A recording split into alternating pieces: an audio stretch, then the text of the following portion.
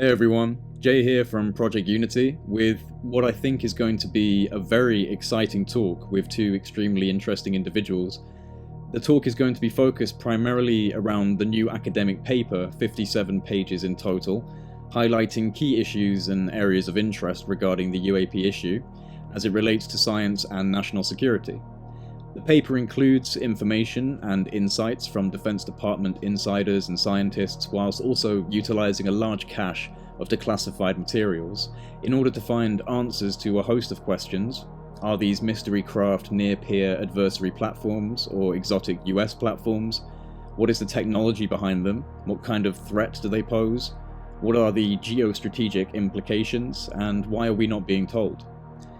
Joining us to talk about all of this is the author of the paper, Franc Milburn, a strategic and operational advisor, former intelligence officer and alumnus of Sandhurst and the London School of Economics. Franc has previously written for the Middle East Economic Survey, the Combating Terrorism Center at West Point, and the Institute for National Security Studies at Tel Aviv University. Accompanying us on this discussion, we also have Bob McGwier. Now, Bob served within the United States intelligence community from 1982 to 2011, before going on to found the Humes Research Center for National Security and Technology at Virginia Tech, which is now the highest funded research center at Virginia Tech. He has since become a prominent name within the UFO community, most notably for his involvement with and support of the machine learning surveillance system known as SkyHub, set up by Steve McDaniel. So in this discussion, we have two seasoned individuals from both the British and American intelligence communities on record to discuss the intricacies of the UAP issue as it relates not only to questions within the scientific community, but also its fundamental presence within the architecture of national security. And so it is with great pleasure that I welcome both Franc Milburn and Bob McGwier onto the channel. How are you both? I'm very happy to be with you, Jay. Hey, great. Thanks, Jay. Well, it's a pleasure to have both of you on. I would love to kick this off with you, Franc, if that's okay. Before we dive into the paper you've written for the Begin-Sadat Center, I'd just like you to be able to provide, to the extent to which you're comfortable, some insights regarding your own background so that those listening have a better idea of who you are. Certainly, Jay. I joined the military sort of very young, age 17. I got picked up for officer training pretty quickly. I then went to university, which the military very kindly sponsored me for, and then went to officer training, and I got picked up there for intelligence work. And that sort of period took me from the late 80s to the late 90s. Since then, I've worked in various roles. I worked in journalism, corporate investigations, oil and gas security, and assisting companies working in fragile states and hostile environments. And I wasn't aware of the Begin-Sadat Center for Strategic Studies until now, and to be honest, that's probably just because this is the first time a UAP-related paper has been published by this organization. Can you just give us an understanding of what the Begin-Sadat Center is and why you approached them in particular for the publishing of your paper on the Pentagons UAP Task Force? Yes, certainly. Just to make clear to start off with, I'm not actually an affiliated scholar with the Begin-Sadat Center. I did a piece for them, a short piece for them on Iran last year, and that's kind of how I developed the relationship with them towards writing this paper. The Begin-Sadat Center, it's a sort of small think tank. It's a globally ranked national security and strategic studies think tank, which is directly affiliated with Bar-Ilan University in Israel. Bar-Ilan is Israel's largest teaching university. I haven't actually been there. This is my research. So they basically have a good sprinkling of academic, Israeli and foreign academics, and within the Israeli academics, a lot of them come from military intelligence and other backgrounds. So while they do focus a lot on Israeli security and national security issues, they cover the Middle East, they cover the Eastern Mediterranean, and they look at global issues like COVID-19, the US elections, and how it affects Israel's sort of foreign and security policy. And am I right in saying this is the first time anything to do with UAPs has been published on their center? Yeah, absolutely right. I mean, the director, Ephraim Karsh, he's what you call he's a professor emeritus at King's College London of history. He was very, very open-minded about it. I mean, I approached him with a bit of trepidation with the proposal for the article. And he was like, no, it's like, start writing it. I want to see it. Oh, brilliant. Yeah. And he said, this is very kind of outside what we usually do. But he was interested because I told him the people that I would have in the paper. And because I orientated it towards, national security, kind of war studies, geopolitics, because that's what the center does. So if you want to interest the people, the academics there, and the kind of people who read their material, that's really what I needed to do.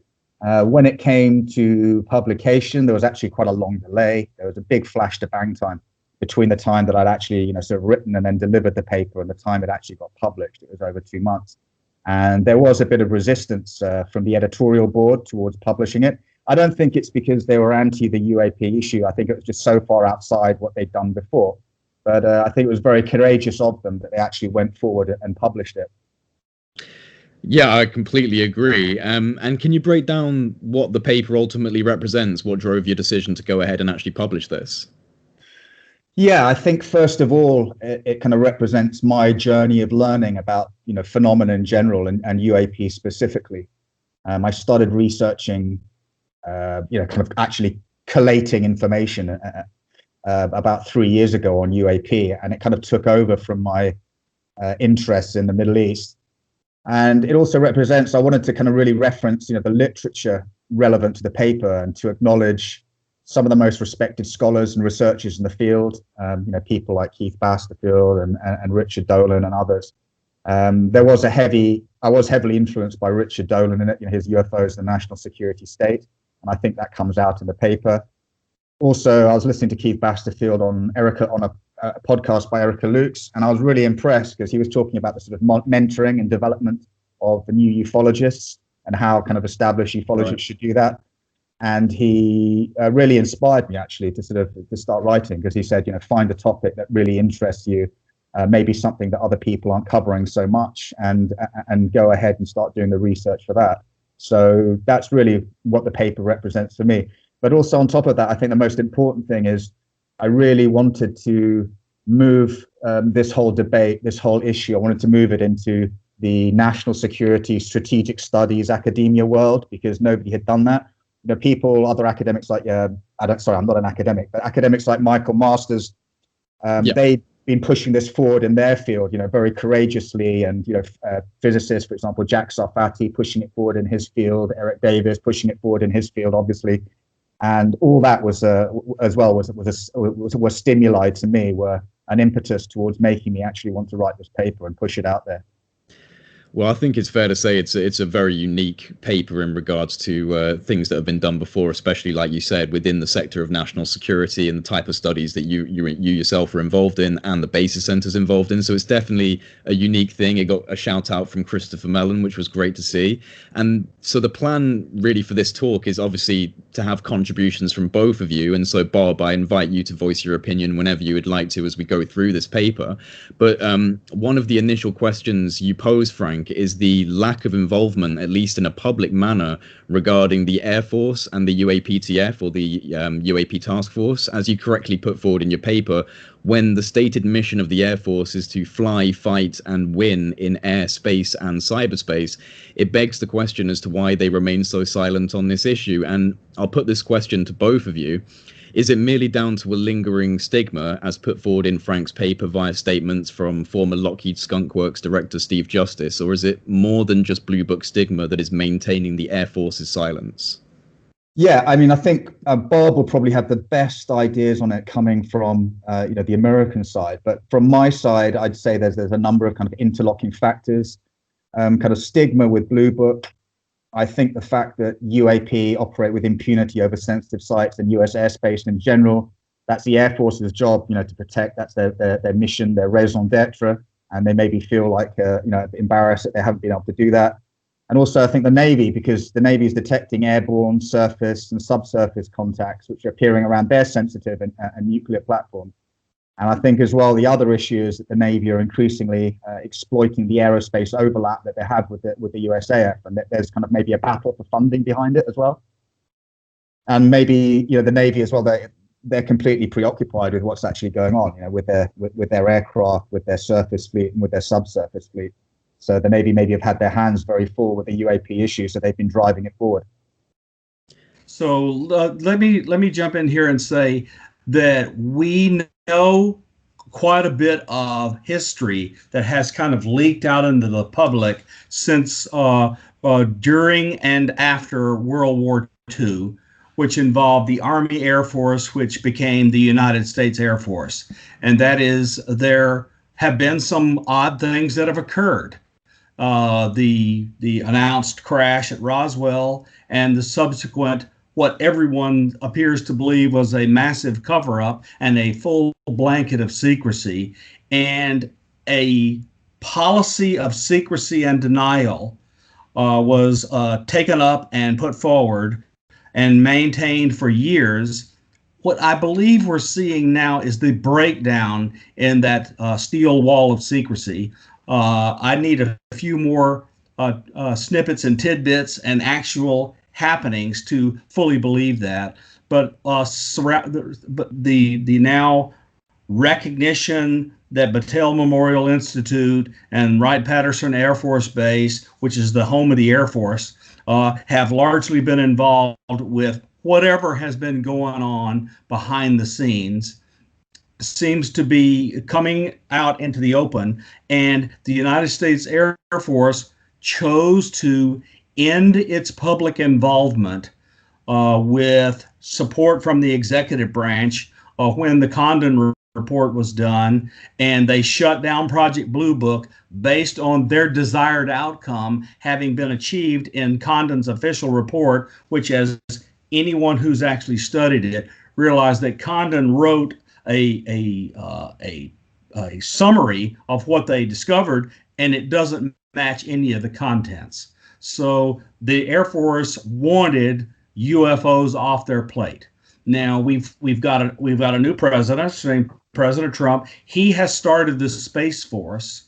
That's interesting for a number of reasons. But so space is going to be largely moved off the U.S. Air Force's plate, and they're going to be concerned principally with terrestrial air forces, not space work. So one of the things that most people don't know, which I think surprises them, the largest aerospace activity group in the United States of America military is the United States Navy. So they have air, sea, and then they carry the Marines to do landings. So the Navy covers the gamut.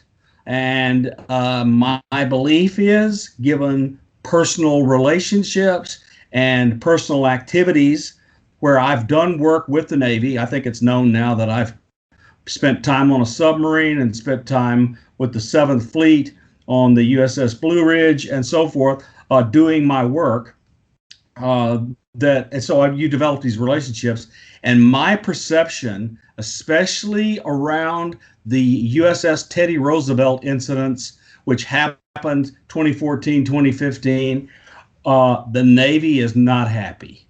So the UAPs that Navy Lieutenant Ryan Graves mentioned, these spherical globes surrounding these cubes that had many near mid-air collisions with the flight crews from the Teddy Roosevelt, and subsequent to their doing the exercise off the east coast of the United States, they were followed into the Middle East by these UAPs. They are not happy. They want to know what these things are doing and what they are about. And I think they're asserting that, look, we're going to protect our personnel and our materials, and we have a job to do, and we can't do it while we're looking over our shoulder at something we cannot even characterize. Something that was mentioned in my talk, actually, with you, Bob, and Steve McDaniel regarding SkyHub was the concept of sensor fusion. And Bob, you made it clear that the economy of technology and its growing capabilities within the public sector have allowed for the potentiality of levels of sensor fusion that before now were restricted methods, basically sequestered away for use primarily within clandestine government programs. And within your paper, Frank, you quote Bob regarding this very idea. Could I get some comments from either one of you about the concept of sensor fusion when it comes to civilian and academic groups utilizing this kind of stuff for the analysis of UAP? Do you want to kick off with that, Bob? I'm happy to, Frank. But let me do one piece of bookkeeping first. Frank and I are friends, and the reason we became friends is both of us were heavily involved with the Richard Dolan Forum, and that's where we began to know each other. So I just want to let people know we knew each other from other places before we came in this talk. So you can have all sorts of sensors that collect all sorts of data around all sorts of events. But what you really want is to find out places where one sensor correlates with another sensor's detection. So you can have a video camera collecting a video, but you want to marry that with inertial management unit and accelerometers and pressure and temperature and pressure waves and vibrations and so forth, so that you have a gamut of electromagnetic, acoustical, gravitational, and other effects of whatever it is you're observing to accompany the video. Because who's not tired of lousy, shaky cell phone videos?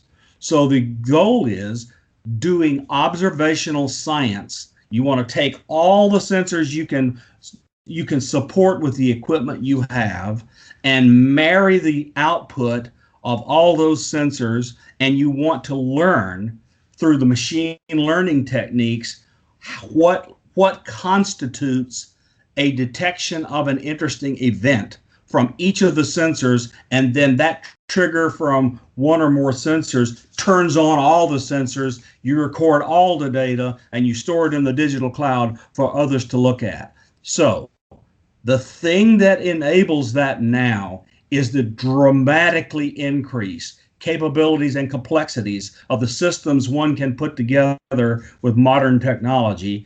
And it enables average, everyday people to do this, because the cost of this unbelievable supercomputing and the sensors that heretofore would have been hundreds of thousands to millions of dollars has come down under $1,000 total. Now, we will never match the exquisite sensitivities and capabilities and integration of the United States military and its intelligence community, but we can do enough to show interesting things, in my opinion.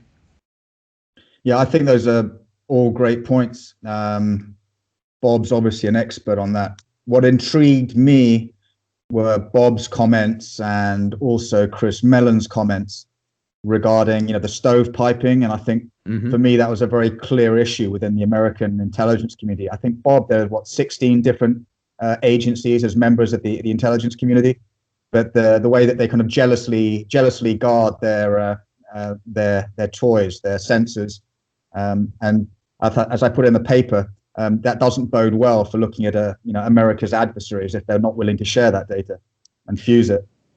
As someone who can speak on more behalf of the British intelligence community, and because I obviously have no idea myself, is there actually a major difference that you've noticed in regards to how the British intelligence secret keeping is in relation to the US in regards to stovepiping and special access programs and things like this? Well, I mean, don't forget, Jay, I've been out a long time, so and also, I mean, I couldn't comment on specifics anyway. But I think it's because the sort of British intelligence community, the world's a lot smaller, so I think it's a lot easier. I mean, they do have their competition. All agencies and formations, they have their bureaucratic sort of rationale. So there'll always be some kind of competition. But I think it's easier for Brit agencies, to share, just because it's a much smaller world. Right. There's I think 16 different major agencies in the United States. So there's a lot more bureaucratic lot of competition. Yeah. One of the pages in your paper is titled "Intent to Deceive," and you include a testimony from one Dr. Bruce Cornett, who purported to have witnessed and filmed a cigar-shaped object that unfolded wings and control surfaces which resembled a black 707, and that this craft was also emitting reverse Doppler and false commercial jet acoustic signatures in a deliberate effort to evade detection. And you also include, on this particular slide, which is up on the screen for everyone listening, you also include an image that is titled Prediction of Warp Drive, Reverse Doppler Effect, and cite Jack Sarfati as the source. I'm personally not familiar with this case, this UFO case of Dr. Bruce Cornett. And could you tell us why you included his story in your paper, and also explain your connection to Dr. Jack Sarfati? Yeah, certainly. Dr. Bruce Cornett, I mean, he's a very interesting guy, and he did this 9-year study on unconventional aerial phenomena in the Hudson and Wallkill River Valley of New York. Now, I included the intent to deceive part and the reverse Doppler episode because it fitted really nicely in the paper after, like Bob's section on sensor fusion for detection of UAP. The reverse Doppler is fascinating because it demonstrates obvious intent to be stealthy and deceive humans on the part of the intelligences operating the UAP. So the questions that come from that is, well, why do they want to deceive and to what purpose? I connected to Bruce Cornett, I said, because of his near decade-long investigation. And he's a hugely credible guy to talk to, both as an individual guy and also because he's an experienced oil and gas geologist. Now, I used to work in oil and gas running security, so I've got a pretty good idea about what geologists do. And basically, they're the ones telling the oil and gas companies where to do ground surveys, where to do ground mapping with aircraft, so that the oil and gas companies can find out exactly where the oil and gas deposits are. So if you were going to do like ground surveys in that part of New York State, as Dr. Bruce Cornett was doing, you couldn't have a more experienced and professional guy doing it, an experienced oil and gas geologist. You couldn't find a more qualified guy. And then it was kind of a synchronicity because I didn't realize that Dr. Bruce had been talking to Dr. Jack Sarfati about the reverse Doppler effect. But this all came out and Dr. Bruce said, yes, I've been talking to Jack Sarfati. And then I went back through all the notes and papers that Dr. Jack Sarfati had gave me. And then I realized, that there was this connection between them, and I kind of connected the dots together for the paper. So that was a kind of a synchronicity for me. Can you just explain for those who might not know what a reverse Doppler effect is? Bob is probably best placed to answer that question. A lot of people in the community we're addressing with this talk will be familiar with Miguel Alcubierre's warp drive that took the entire community by storm. So the way this drive works is it distorts actual space-time. And Hal Puthoff calls it space-time engineering. And so the way it works can be visualized with a rough analogy as follows. I think everybody listening to this understands how a surfer rides a wave. You hop on top of the surfboard and the wave rises up behind you and falls away in front of you and the board is propelled forward. This is nearly perfectly analogous to what happens in the Alcubierre drive for space-time engineering. Is space-time develops anti-gravity in back of you and gravity in front of you by curving space-time. Because remember, there's no such thing as gravitational force in Einstein's general theory of relativity. What there is curvature. So gravity in the form we're talking about is space bunches up behind you and falls away in front of you, and you're propelled forward while you're in the bubble that's being manipulated in space-time. To me, this explains all sorts of observations if we can ever prove it's possible. How do these things move through our atmosphere, through our water, etc., and leave no wake, show no trails? So if you're manipulating the actual fabric of the universe, moving through air and space at ridiculous speeds becomes a lot more understandable. And so Sarfati has proposed a collection of really difficult to understand equations describing how the tic-tacs work, including the space-time engineering. And I do not claim to be able to completely grok all that Sarfati has done there. And so I continue to struggle with trying to find a complete understanding of his writings. And Frank was good enough to interact with Dr. Safadi, and take papers out and give them to the rest of us for us to try and understand. And I'm still struggling with that. Yeah, can I just add to that, Jay? Of course. Yeah, and I didn't fully answer your question. I mean, I agree with Bob what he said. I mean, if Bob is struggling with it, then someone with my sort of scientific brain capacity is going to struggle with it even more. I started conversing initially with Dr. Jack on LinkedIn. He's a pretty colorful figure. Basically, what interested me was the fact that, you know, here's another academic who's kind of got courage and vision to break mainstream taboos and to both talk and research and write openly about TQ, and also invite people to review his work on academia.com, and you know, people should go and look at his papers there, anybody interested. So then he invites me to start looking at his papers, and he starts sharing other material with me, which is really interesting. And then he starts, you know, putting me in contact with other people who are kind of all the usual suspects. In terms of his ideas, and I think it comes out in the paper, he clashes regularly with Eric Davis, and they certainly clash regularly by email. They also do agree sometimes. I think as Safati said in the paper, you know, Eric and I might not agree on the physics of Tic Tac and how they operate, but you know, we both agree that they can present a threat. So they do have areas of overlap where they agree.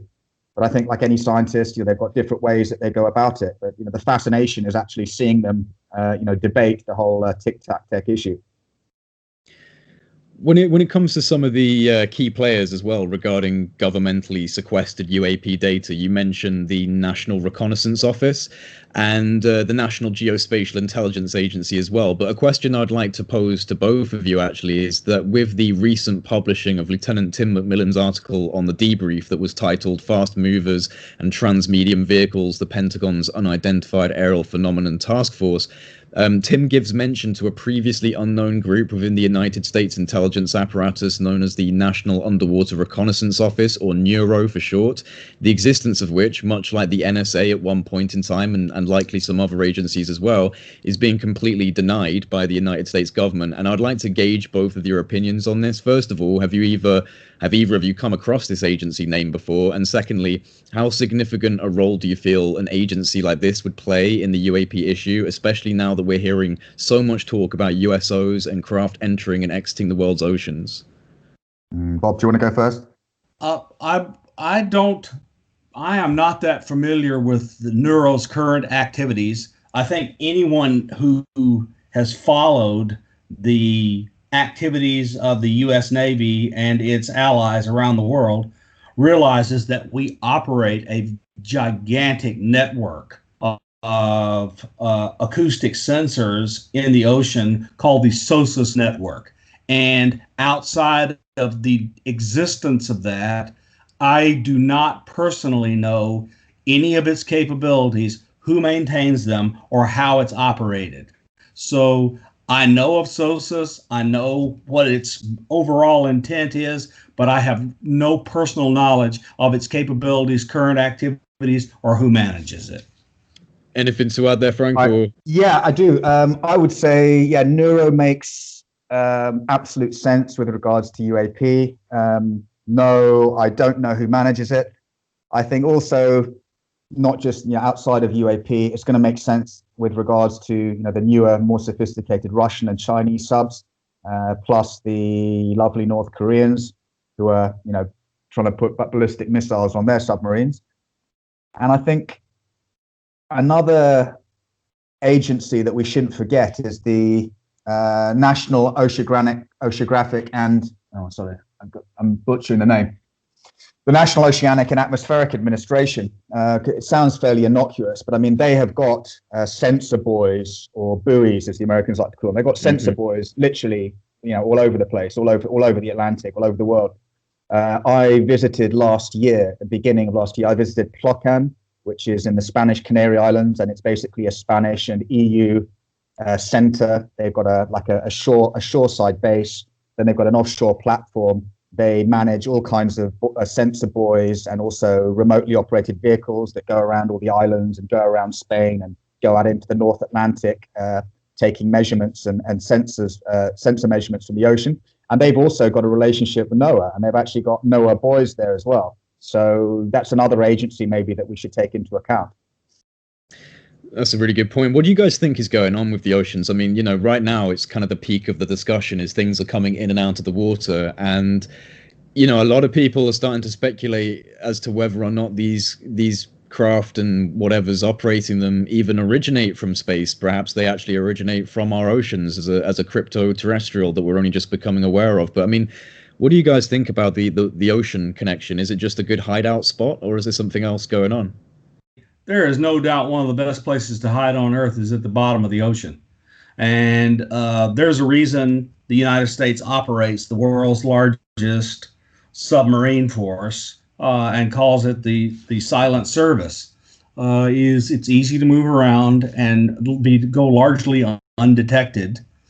I think the Navy is particularly concerned that the earlier multi-sensor fusion, modern technology that I spoke of will also render the silent service vulnerable. So I just think, they're doing everything they can to protect those capabilities for as long as they can. And USOs and the attention they attract are considered a problem for the Navy because of its desire to maintain this sensor network all around the world, because it contains all sorts of things. I just spoke of one that everybody knows about. I don't really want to comment on any of the others because I don't have personal knowledge of them, but I have a good imagination. I can figure out what other kinds of sensors they would have. But the kind of microphones that hear things, each of us in this field has heard about the large, unbelievable sounds and the things moving through the water at ridiculous, impossible speeds, given that water is an incompressible fluid. We know about these things. I just think the Navy wants to protect those capabilities as long as it can, because the thing that distinguishes our Navy from all others is no one can maintain situational awareness of what's going on in the oceans like the United States can. No one else is even in the ballpark. And they want to protect that. Yeah, I agree with all that. I would add, I think a lot more needs to be looked at Russian experience with USOs. Mm-hmm. There's literature out there, and I think that needs to be examined a lot more. And then maybe that'll help understanding the Russian experience will help understand what's going on now. I think that the researcher, is it Paul Stonehill? He's written a book on it. Which I've actually got, and I want to go through and have a look at. You also mentioned the Department of Energy, which originated from, of course, the Atomic Energy Commission, formed not too long before the July 1947 Roswell incident. Do either of you feel that the DOE is somewhat of a key holder agency for the UAP portfolio? Well, there's that fascinating comment from Davis, which is kind of like tucked away from Dr. Eric, when he says in the paper, I have no UFO propulsion physics projects to be funded. And then he goes, actual research falls under the purview of the military service labs and the DOE labs. Your UFO propulsion idea, that's Jack Zapati's UFO propulsion idea, will have to stand up to scrutiny by the Defense Science Military Service Labs and DOE labs review boards / panels. So that's interesting. Well, let me add, we mentioned Battelle Memorial Institute earlier, and their proximity to Wright-Patterson Air Force Base and the Pentacle Memorandum that Jacques Vallée mentions in Forbidden Science #1, which ties Battelle into this area. A lot of people don't know that Battelle operates for the Department of Energy many of our national labs, including some of the most interesting ones. So that Battelle is the thing that ties both the military and the DOE national labs to this problem, especially if one believes the content of the Pinnacle Memorandum as discovered accidentally by Jacques Vallée and talked about in Forbidden Science Volume 1, and all of the subsequent writings about the Pinnacle Memorandum and Battelle Memorial Institute and this field. It just seems this is an interesting area for those who are doing research and inquiry, and I believe quite a few people are. Absolutely. Now, you also quoted in the paper, Frank, Senator Marco Rubio when he made a statement on CNN in July of this year. Now, his statement was, the bottom line is that if there are things flying over your military bases and you don't know what they are because they're not yours and they exhibit potentially technologies that you don't have at your own disposal, that to me personally is a national security risk and one that we should be looking into. If it's something from outside this planet, that might actually be better than the fact that we've seen some technological leap on behalf of the Chinese or the Russians or some other adversary. Our perspective is there is someone flying in the airspace and no one else is allowed to fly in, and we don't know who it is, and it isn't something we have. We need to know what it is. Do you both feel that the level of compounding pressure to open the books on this subject that is beginning to come from such key areas within US government bureaucracy, such as the Senate Intelligence Committee, is it only a matter of time before all the currently classified information on UAPs that doesn't compromise sources and methods is laid out on the table? So anything that is not directly associated with sensitive sources and methods, do you feel that soon this is likely to be laid out on the table? I would not hold my breath on release of classified data in general. I would say, this is just my humble opinion, it's not just a matter of sources and methods and platforms, but it's also the time taken to produce reports. Now, the UAPTF, they've got to produce a report to the Senate, and we all I think know that the juicy bits are going to be classified anyway. Why would you want to waste more time putting out reporting to the public? I mean, they exist to report on threats, and they exist to, when they're summoned by the Senate to report something, then they're going to have to do that. I don't think the UAPTF is going to want to be a kind of a public clearinghouse for information to interested ufologists. That's just my take. So I want to support Frank's contention and amplify it a bit. So I, of course, am something of an activist on this, so just let me preface my remarks by saying that. I believe that it is hard to continue to justify when technology all over the world is revealing the existence of these strange things happening.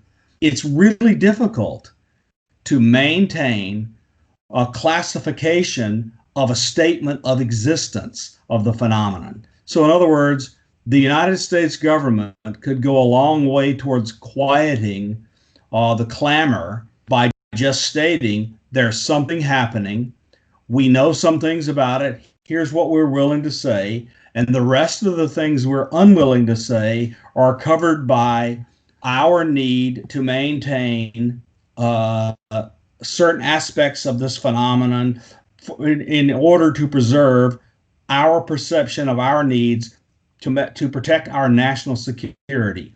I don't see why it would be so difficult to just say they exist, and here's some pieces of evidence that come from unclassified sensors that show they exist, and that they will reveal things that come from declassified or unclassified sensors is already apparent.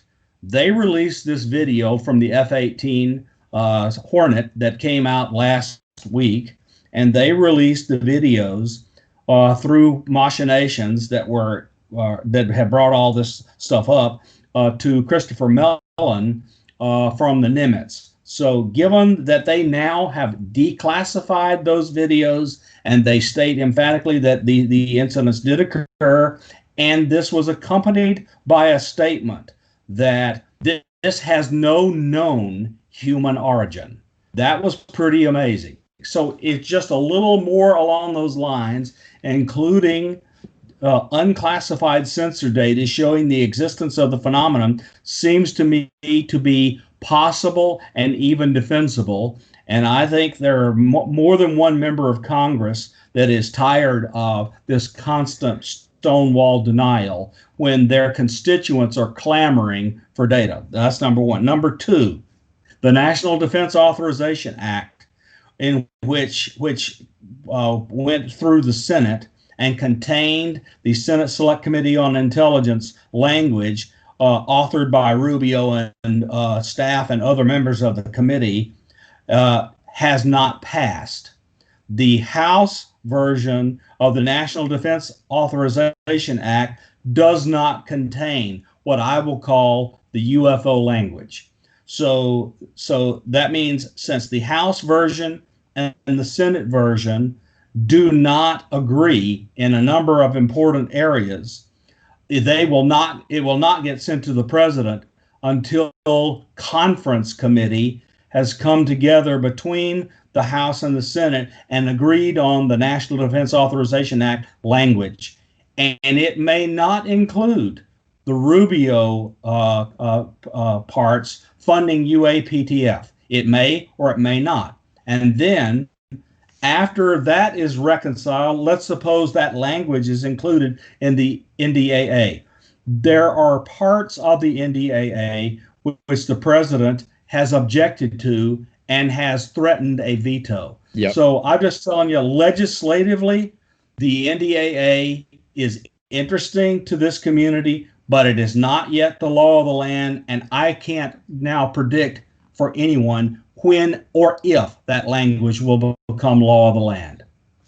Right, so it is most certainly not set in stone then. So the UAPTF has minor league funding, and the way that works is near the end of every fiscal year, there are programs in the government that have not spent the funds they were allocated. So unfunded requests are put in to take that money from one entity and give it to another. Such a thing is almost surely what happened inside the Pentagon, and it is the current way UAPTF is being funded. I don't know this from personal knowledge, but I understand how the process works, and I believe that they are funded through this mechanism. That mechanism will not last forever. They need to be a line item in the Defense Authorization Act so the Pentagon can be funded to staff up and maintain the UAPTF for it to gain real traction. Well, you know, I actually do jump into this a little bit later on in my questions, so we'll circle back and recap in a bit more detail. But I kind of get the feeling that TTSA, you know, as well as speaking the language of the bureaucracy and trying to get everything through legitimized political processes, that they're actually, as well as that, trying to get hold of that larger level of funding that is currently being, you know, sequestered away for other programs by addressing the UAP issue in the way that they are, as a national security threat, as something that basically requires a huge level of funding and academic and scientific and military interest. So would you say that TTSA are trying to actually, you know, get this subject funded quite heavily via their language within the bureaucracy? TSA is all over the place. They are the people that made the arrangements for all of the classified briefings that I am personally aware of in front of Congress. In the paper as well, I mean, Chris Mellons stressed a couple of times, if I'm not mistaken, and he did, I quoted him, you know, he said, so long as it's not compromising, obviously, you know, sources, methods, platforms that our, you know, military and intelligence community rely upon. So that was just the only point I was going to make on that. Yeah, no problem. Thank you. And what I was going to bring up next was that you managed to speak with Dr. Lanny Cass, who is a senior fellow at the Mitchell Institute for Aerospace Studies, a board member of the U.S. Air Force Institute of Technology, as well as a former professor of military strategy at the National War College. She's also served as special assistant to the Chief of Staff, U.S. Air Force, and as senior policy advisor to the chairman of the Joint Chief of Staff. Now, she gave you her opinion regarding the UAP issue, which was that although she does not discount the idea of an extraterrestrial or non-human origin, that she would sooner credit the phenomenon to human innovation via black programs, citing examples such as the B-12 platform and how little we know about it outside of its specialized program. Now, Frank, do you cover you do cover your opinion on this in the paper, but can I get both of you to give your thoughts on this idea that perhaps a foreign adversary has mastered a totally paradigm-shifting technology, and how does this also account for all of the sightings that have happened before we were flying? Okay, First of all, I mean, the bottom line is I'm not privy to classified, U.S. or Western alliance intelligence analysis on Chinese or Russian or other near-peer adversary advances in kind of tic-tac tech or interest in tic-tac tech or that kind of exotic technology. I'm also not privy to sensitive counterintelligence investigations that would shed light on how the Chinese and Russians are trying to rip off Western technology and research into tic-tac tech. I think a point just to add to that is the sheer volume of Chinese spying efforts plus Russian spying efforts mean that Western counterintelligence agencies may not even be aware of all the espionage attempts because there's simply so many. I think that we should confidently assume that Chinese and Russians are extremely interested in tic-tac tech for the reasons that I gave in my paper. Craft platforms with these observables, plus, as Chris Mellors pointed out, a total battlefield dominance and battle space awareness. The problem with the terrestrial solution for these platforms is the Chinese, they've reverse engineered and then sold a lot of knocked off Russian air platforms, conventional aircraft. But the Chinese still have problems with their own fifth generation fighters, as I think I pointed out in the paper. For example, their domestic engines are still inferior to Russian ones, so their fifth generation jets are kind of like underpowered and don't work as well as they should.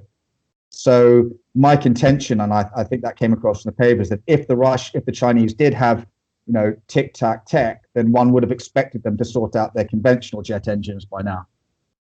But at the same time, I would have to say, never underestimate your adversaries. The Chinese are making considerable advances in other areas of technology, quantum computing. I think they've just announced, that they've got quantum dominance or quantum superiority. But I'd hand that over to Bob because he's probably got a better idea.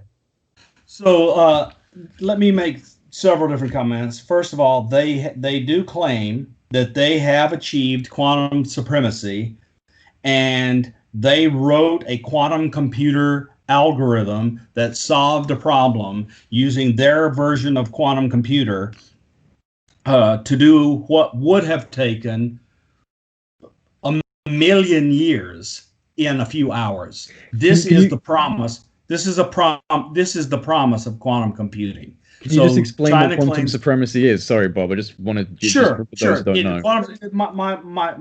I'm very sorry. Yes, quantum supremacy means exactly what I said. Solving a problem in a few minutes that with conventional computers would take so much time you wouldn't even attempt it. So many people know what the traveling salesman problem is. This is find the optimal path to move around amongst a group of cities. And then now imagine trying to manage the entire Amazon fleet of vehicles using the traveling salesman problem. It can't be done. So it's done now by approximations.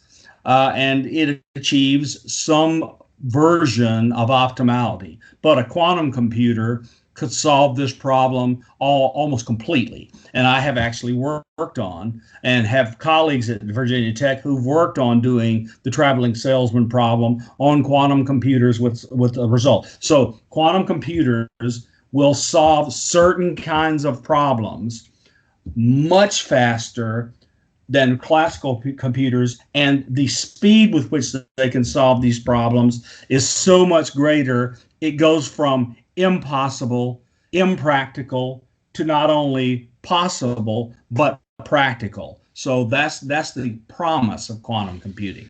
Okay, so on the Chinese, they are determined to end the United States naval and other armed forces involvement all over the world's oceans that we guaranteed to the world at the end of World War II in the Bretton Woods agreements.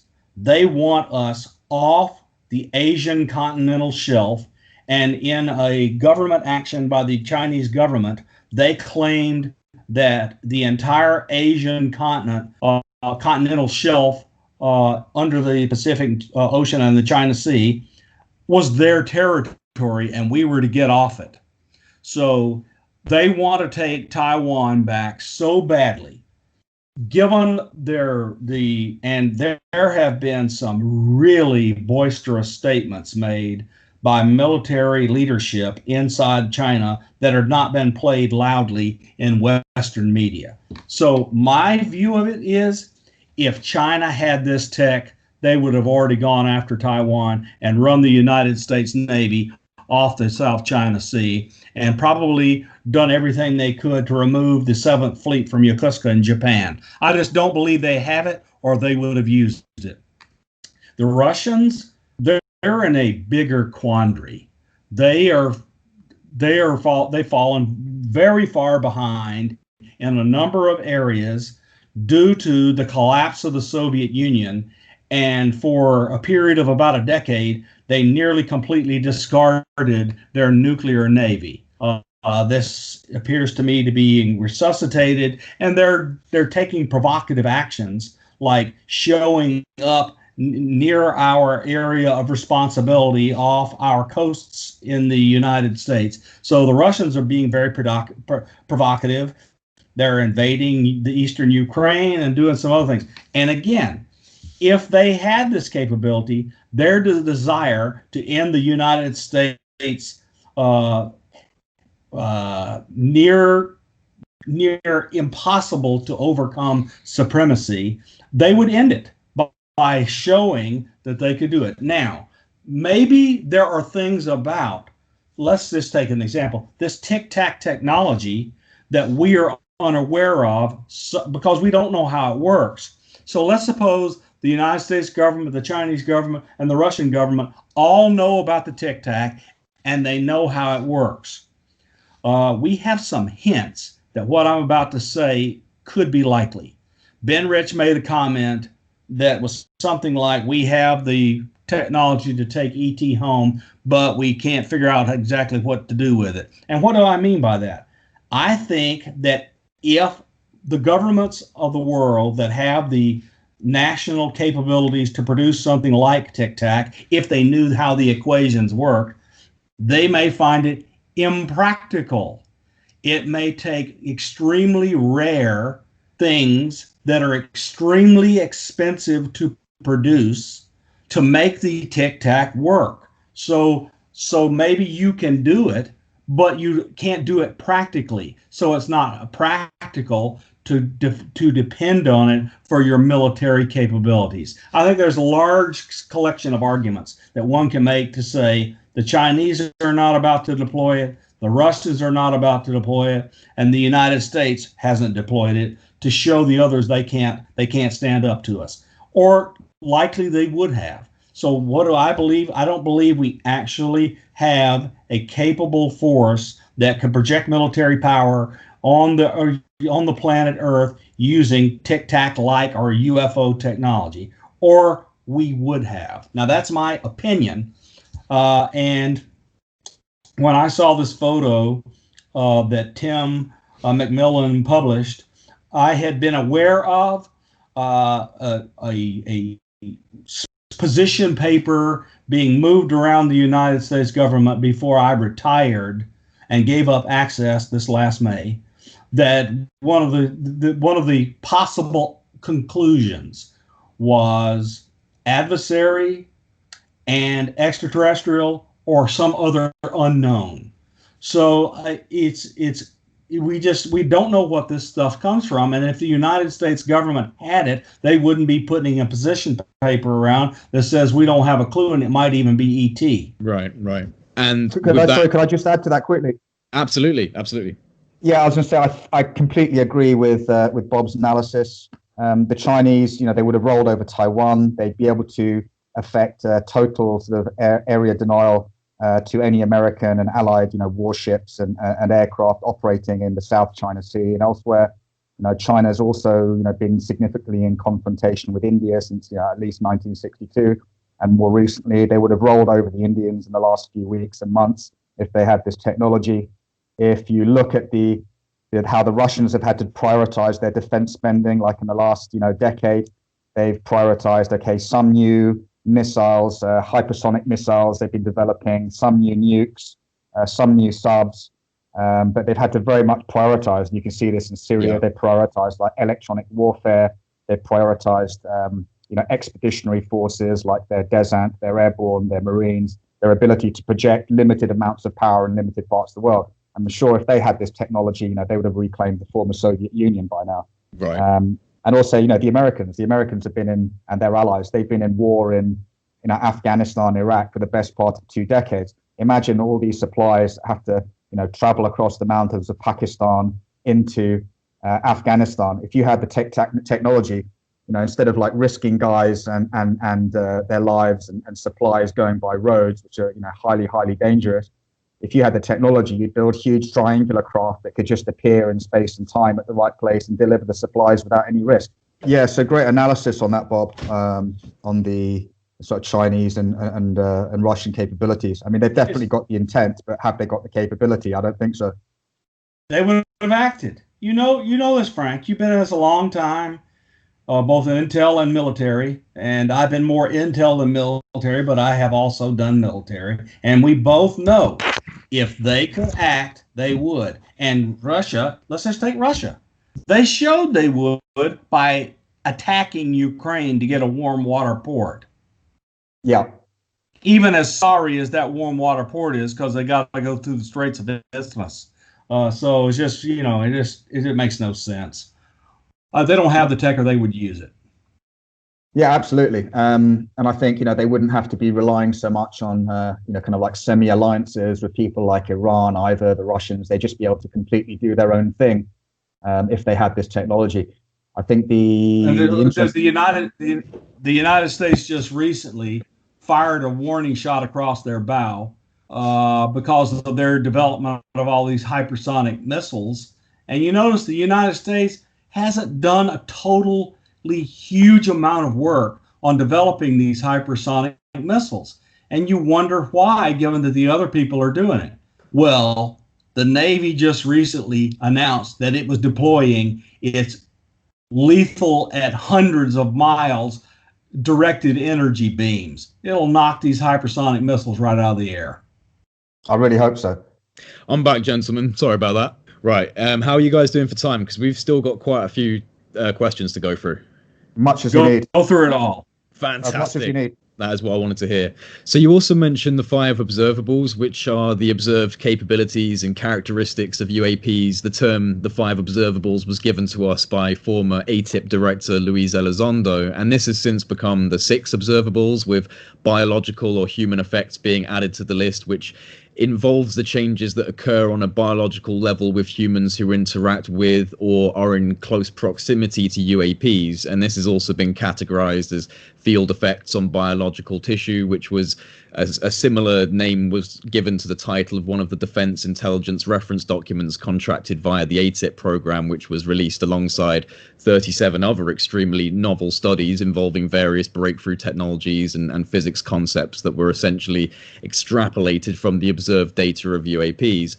I also felt personally that the 5 or 6 observables may be an oversimplification that is intended more for civilian digestion rather than academic specificity. So do you guys think that there are more observables than just the 6? And are you of the opinion that these observables are the results of multiple different technologies, or merely a singular technology that has a spectrum of effects?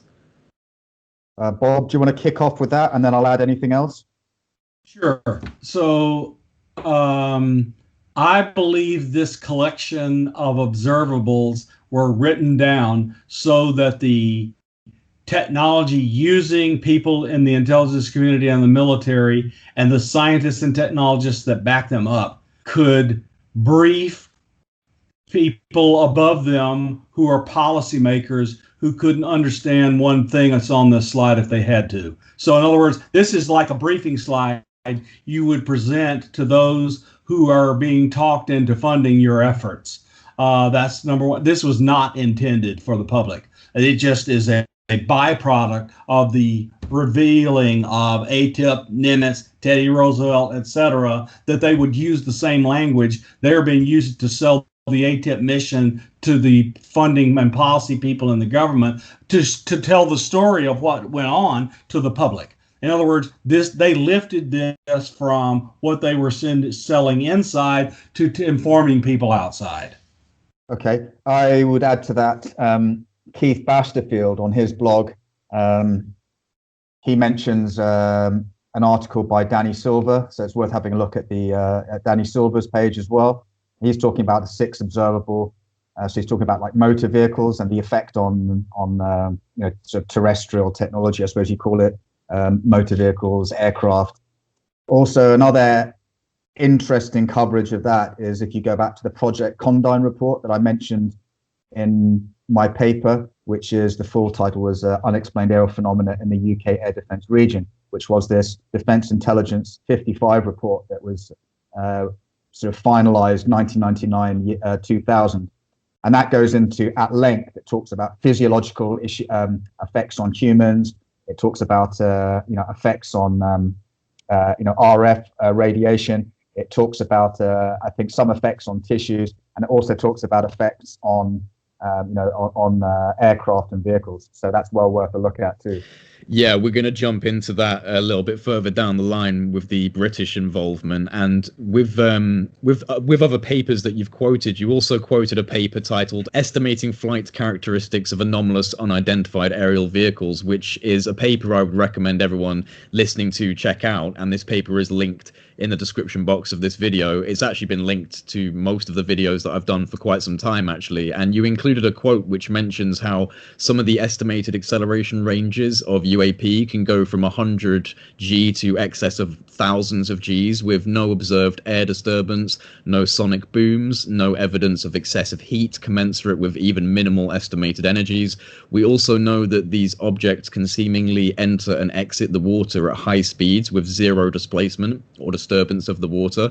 And, as a layman to physics and quantum mechanics, this to me can only be possible if the craft itself is essentially in a bubble. Like, the craft must be contained within some form of ambient energy field that sits in what I would imagine to be a comfortable 1G environment at all times. In other words, the craft's energy application places a buffer between the craft and the localized area of space-time that it appears to inhabit. And I don't know, it just seems like the craft exists, but it's separated from all of the environmental, physical, chemical stimuli of its surroundings. So I don't know if either of you want to comment on that.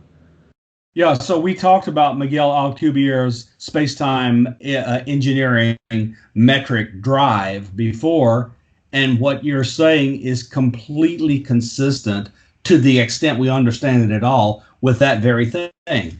So it produces propulsion and moves the vehicle by actually manipulating the universe around it. So it is flowing through the universe, but not really completely connected to the rest of the universe while it's moving. That's the first thing I want to comment on. And it never ceases to amaze me how much people don't look back in time to see what others may have done before them. So I'm going to do here what I do everywhere, every time this comes up. In 1969, Major Donald Kehoe and Gordon Lohr, who ran the NICAP, wrote, with the chief researcher and writer for this thing being Gordon Lohr, wrote a paper, a pamphlet, a monograph rather, called The Strange Effects from UFOs. And it's copyright 1969.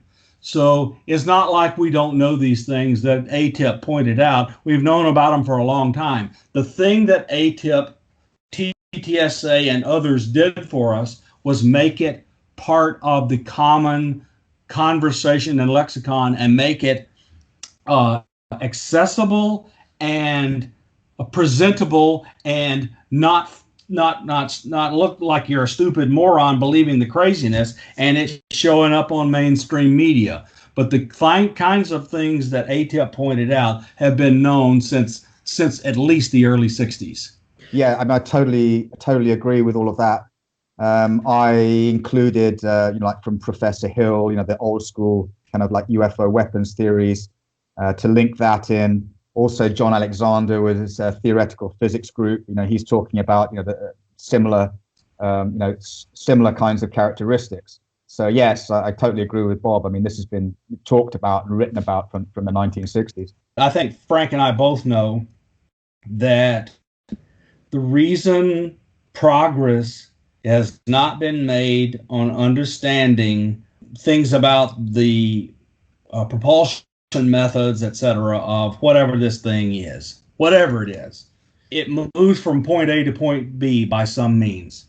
Scientific inquiry leading to engineering possibilities and then practical application in the engineering solution are best done in the wide open. Yeah. The secrecy is in the way of making real progress on this. So so secrecy is a problem. And even the people that are maintaining the secret know this. It's not possible to find the 10 perfect people that you bring in and tell the secrets to and have them solve all the problems. Scientific inquiry is where you put out for the public all that you know and let every mind on the planet look at it. And of course, the counter argument to doing that is, but our adversaries might learn how it works before we do, and then they will overcome us in a handful of minutes once they understand it. I understand the argument. I'm just telling you what the problem is, because we can identify writings all the way back into the 60s that show that people understood what was being observed, but there's no explanation that's become forth that is credible, that will produce the actual results we're seeing, because it's not open to the typical scientific methods for inquiry. And even Alcubierre's drive, which seems so attractive because it really does come really close to explaining the phenomenon we see, including the transmedium movement from air to water, and then the jumping from one place to another with apparent no motion. It explains it. The problem is Alcubierre's solution requires unobtainium, this unobtainable negative mass and negative energy that one needs to engineer it. So there's something about manipulation of space-time that we just don't understand. But we see these observables. What my hope is we can get to a point where the stuff is discussed more openly. Do you ever get the idea that it's actually maybe a lot simpler than people think it is? Because I can't remember who it was, but I believe it was a Lockheed director that was once quoted to say that there's a problem in the equations, but we solved that equation, or we solved that issue. And it makes me wonder if, we feel like it must be such a complex. I mean, obviously, in terms of science, it is complex, but we because of the capabilities being shown by these things, we must assume it's thousands of years ahead of what we're capable of doing. But do you ever get the idea that perhaps it's literally just one discovery around the corner? So I quoted Ben Rich earlier, and he's the person that said that. He was the head of Skunk Works for a long time, and he is quoted as saying those things, both what you said and what I said, by Jan Harzan. Now, you include a good level of information regarding Dr. Eric W. Davis in your paper, Frank, as well, with good reason, of course, because, as you say in the paper, some of the most incredible revelations to come from a current Pentagon insider who has been involved in phenomenology research for the best part of a quarter century is Dr. Eric W. Davis. And in your paper, you include emails that you had seen that reveal what you called startling revelations about the UAPTF. As a disclaimer, I must add that all of the emails in this study were reprinted with permission. The email thread in question is between Eric Davis and a man named Sid. I don't know if you can give me more background on him. And it's a back and forth regarding the Nimitz videos and the subsequent briefings that Eric Davis had provided for US officials. One key point to highlight is Eric Davis's statements regarding how he was made a deputized advisor under the Department of Defense for the investigator of both the Nimitz and Roosevelt UAP incidents, that he was hired basically under a subcontract for the DoD. What, in your opinion, are some of the most relevant comments made by Eric Davis in this email chain that you have revealed? Sure, Jay. First of all, it wasn't a private conversation between Dr. Davis and this guy Sid. it was on a kind of like an informal email sort of forum chain of I don't know, maybe 3, maybe even 4 dozen people, with, I think I alluded to, all the usual kind of suspects, physicists, Jack Sarfati, Eric Davis, people from sort of like, the media world, Chris Mellon, Lou Elizondo, they were copied in, Dr. Puthoff was copied in. That going from the sort of top with that, what I found was really interesting, yes, was that comment about being a deputized advisor to the Nimitz and Roosevelt investigators. So right there, it's like, okay, so you've got 2 different investigations. Who was this investigator, or who were these investigators? And as I asked in the paper, so if we're talking about the Nimitz investigation, so this is taking us to pre-ATIP days, so it's from pre-2007.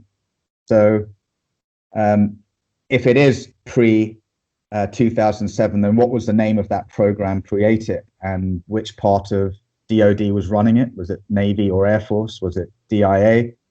The other interesting question that I have from that is what's been coming out with some of the witnesses, the Navy witnesses from Nimitz, which was US Air Force officers taking custody of hard drives from Nimitz Group ships and also aircraft.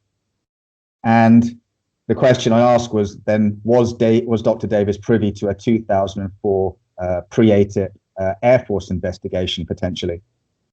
Other comments which are very interesting are about the videos not being hoaxed, that is the US Navy videos of UAP. So he's confirming, right, they're not hoaxed. Then goes without saying his off-world comments, and saying this is where the physics and the facts lead, that these craft are off-world. And then there's the interesting comments about ORSAP, and saying that basically he and Dr. Puthoff, that they weren't tasked to explain tic-tac or UAP propulsion or power physics, but they were trying to extrapolate forward these engineering physics requirements across the range of topics that the 38 Defense Intelligence reference documents covered, that they wanted to cover these 38 different topics the year 2050 to determine whether engineering physics could approach or approximate the capabilities and characteristics of tic-tacs. And the way that he states, this is in a scenario where tic-tacs or UAP could become a future threat to the United States. So I mean, that's absolutely fascinating right there. It also kind of correlates with his comments to Alejandro Rojas in the interview from last year about, if tic-tacs, present themselves as a threat. If they want to be a threat, then they could be. So that's absolutely fascinating. It's also, sorry, go on. No, please. I was going to say, it's also fascinating when he's talking about, you need to have a craft in your lab to examine it and measure it, and you can't just speculate or hypothesize, in the absence of, having access to that craft. And the way he says, data shouldn't be limited to the FLIR videos from the F-18, from surface warship radars and sensors, or pilot reports. And then, as we've already covered, he talks about, the Department of Energy labs, review boards and panels. Now this goes back as well to a point that we already covered when he's saying, and on the flip side of that, boy, would it be wonderful if we could get there, because commercially it would revolutionize transportation and energy on the Earth. Now that actually came from the Alejandro Rojas, but I thought that's fascinating, because he's basically essentially saying there, boy, if we could get there, that means, to my view, it means he's saying that we don't have it yet. Well, that's actually leads it a little bit into something I wanted to ask, because what are your thoughts on Eric's supposed meeting with Admiral Thomas R. Wilson and the subsequent leaking of the meeting's transcript that's known as the Eric Davis notes or the Wilson documents? Do you think these notes represent a legitimate scenario, personally? As I alluded to in the paper, I keep an open mind. I said that my opinion on that, on keeping an open mind, depended very much on the research. One of the principal researchers involved, Dolan, because I respect his work very, very much. Unfortunately, he can't produce, for source protection reasons, the kind of source that he was discussing. What really sold it on me as well were, Bob's comments about, the letter that he'd seen, and obviously Bob can't go into more detail about that. So those made me really keep an open mind. So I would say, yes, it does represent a legitimate scenario. I think more work needs to be done on it. But it's been absolutely fascinating what's been done so far on that. So I'm keeping an open mind. What I would say though is, I would like to see some firm proof on that, and that anonymous experts and anonymous insiders, they don't constitute proof. Anything to add there, Bob? I completely agree with that. Me seeing something is not proof of anything. It just is an interesting data point that goes nowhere. The other thing I want to emphasize, given the content of the last few minutes, are things that I feel are being missed by our community altogether and were not available when Frank wrote this paper. So the Fox movie Phenomenon has come out, and in it were revelations that are, to me, as important as any actual incident discussed in the movie. And let me go over those in detail. So in the show Unidentified, Christopher Mellon says these things are not from here. We don't know where they are. The Nimitz stuff was not U.S. Tech. So you go, okay, that's interesting. Coming from the former Deputy Assistant Secretary of Defense for Intelligence, that means something. It went even further in the movie Phenomenon. Christopher Mellon stated openly that he sat on the committee that runs all special access programs for the Pentagon. That means there was nothing going on in the Pentagon that Christopher Mellon was unaware of. Period. End of story. These things that we saw around the Roosevelt and around the Nimitz were not secret Pentagon programs, or Christopher Mellon is a liar. Do you think that there's ever, I mean, obviously, like you said, he was in total oversight, but we do obviously talk about the bifurcation between potentially the contractor private industry world and the government oversight. And do you think that there's any potentiality for him to not be aware of maybe some very dark, deep secret contractor private, totally separate from government work? Yes. Then the reason I say yes is what we've already discussed. Mellon was intelligence and defense, and Battelle runs DOE labs, and the top secret and super secret classification levels, classification credentials inside the Department of Energy are roughly the equivalent to secret and top secret are L and Q. And that is a separate classification system for that maintained by the executive branch and the military, which is top secret, secret, and it's confidential and unclassified for official use only, and unclassified. Those are separate systems. And there are rough equivalences.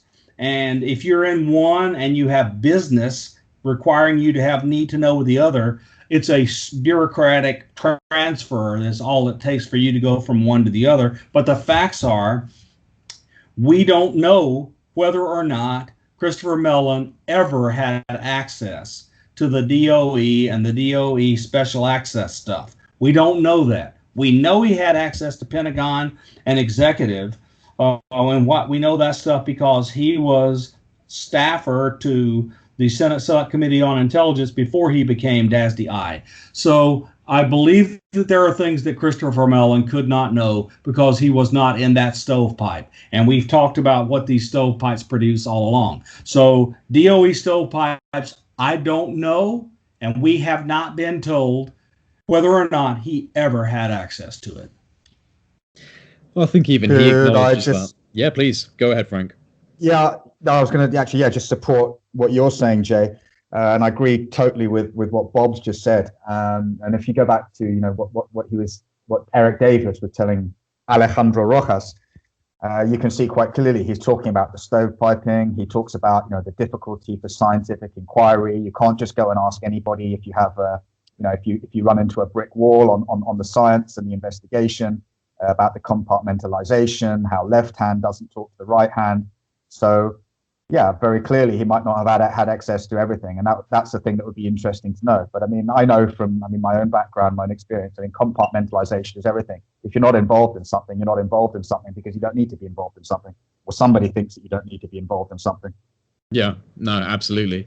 So moving on to the other thing I want to add before we go on is scientific inquiry is primarily asking the right question.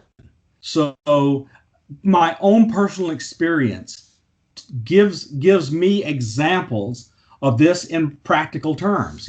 So during my tenure working for the intelligence community as a person that did technical development, I saw and I did things that were useful to the United States government and its jobs. And the reason I did them is because I was asked the right question about things that needed doing.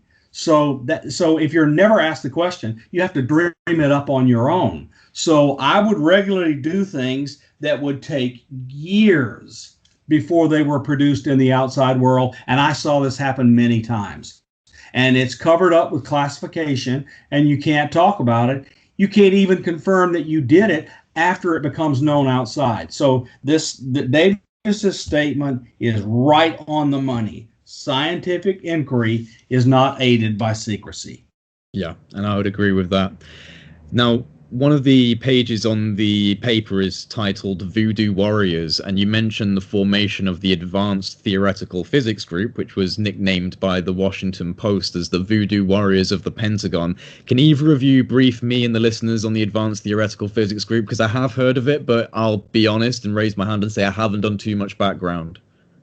Yes, it was a group that was formed by Colonel John Alexander in the Pentagon, and he said it was so named so that it would avoid kind of freedom of information requests about UFOs.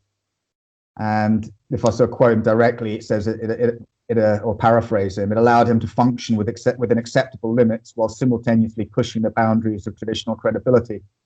So he said also as well, it was difficult finding the right network of people to join it because sort of the phenomena in general and UFOs were not seen as career enhancing. Yeah. So he gets this sort of an initially informal group of people together. So he says membership includes people from Army, Navy, and Air Force.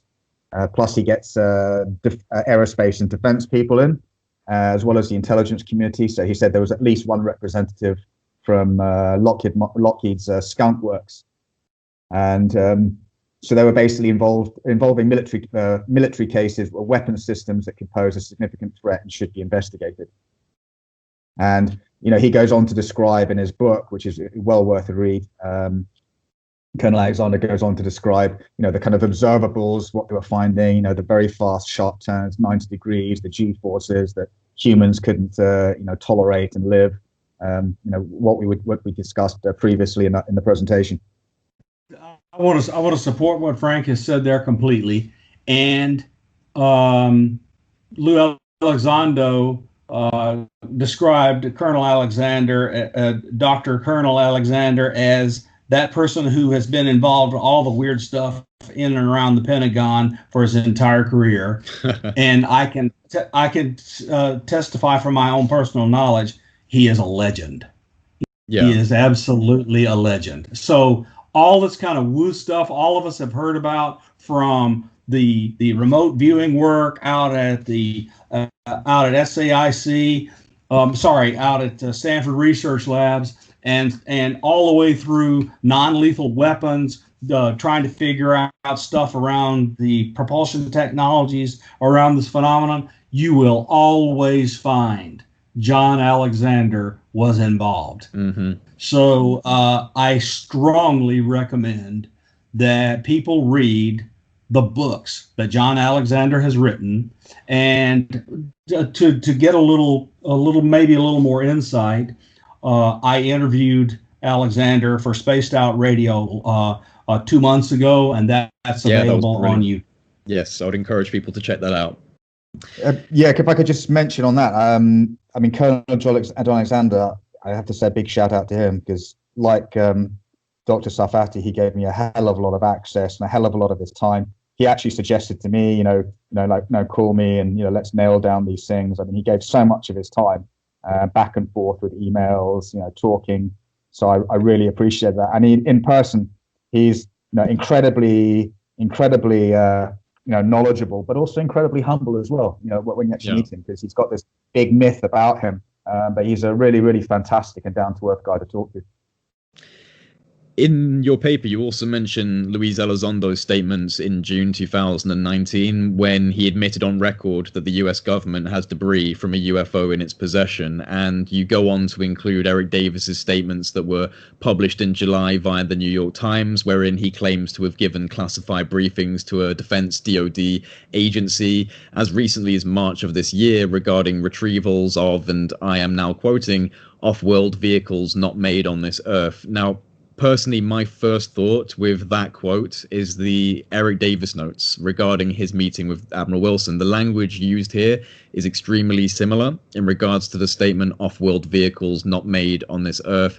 It is pretty much verbatim. Do you think Eric Davis worded that quote the way he did in order to acknowledge the Admiral Wilson documents in a nuanced manner, or is it just coincidence? I can't speak for him. And I don't like to speculate as to what he did or did not intend with that quote.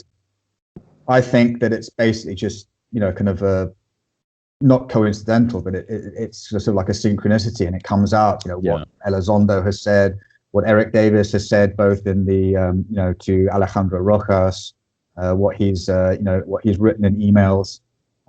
So yes, I mean, quite possibly it could be connected. I don't know if he's deliberately quoted it that way or not. I want to ditto what Frank said. I just don't think we can figure that out. So I want to also mention that Luis Elizondo went on Tucker Carlson and said we have crash debris.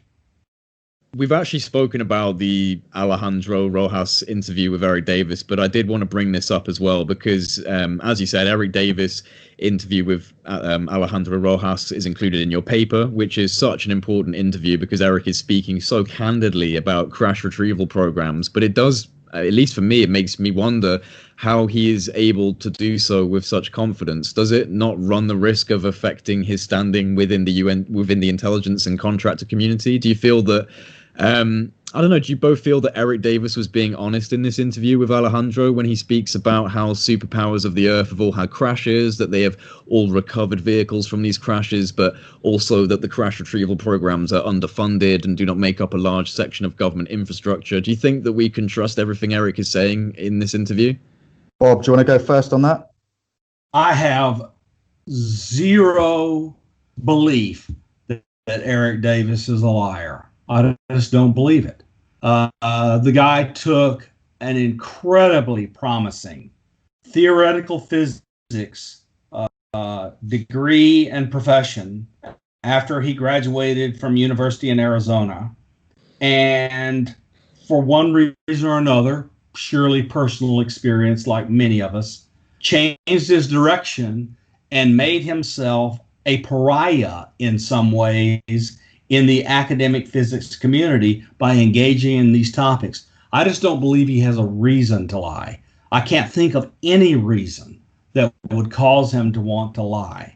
So that's just my personal opinion. I don't know Eric that well. He and I have interacted a little bit, but not very much. And he has not lost his security clearance. He's currently working for one of the premier federally funded research and development centers in all of the United States, support of all the United States government in the Aerospace Corporation. The Aerospace Corporation is the United States Air Force, National Reconnaissance Office, etc. think tank. And they maintain the corporate knowledge in aerospace matters for all the United States government, and regularly on behalf of the government hand out those materials to corporations to do things on behalf of the United States government. And so they have been accused of being the location of the core secrets. So, I have no personal knowledge about that at all, but that's been regularly accused of housing it. And Eric Davis, my last information about where Eric is that he is at the Aerospace Corporation offices at Marshall Space Flight in Huntsville. Jay, I would just, and Bob, I would just add to that. I agree 100% with Bob on that. I have only interacted with Dr. Davis by email, but as you can see in the paper, John Alexander, who I spoke to at length on numerous occasions, he said, he knows him very well from like NIDS days. They go back, long way. If you look at what Dr. Eric Davis has said in the Alejandro Rocos interview, it chimes exactly with the emails that are in the paper. His reputation kind of precedes him, and if you talk to guys like Joe McGwier, who actually knows him personally, if you talk to Colonel John Alexander, he's basically a patriot, a highly intelligent guy, a scholar who's fully immersed in his subject matter.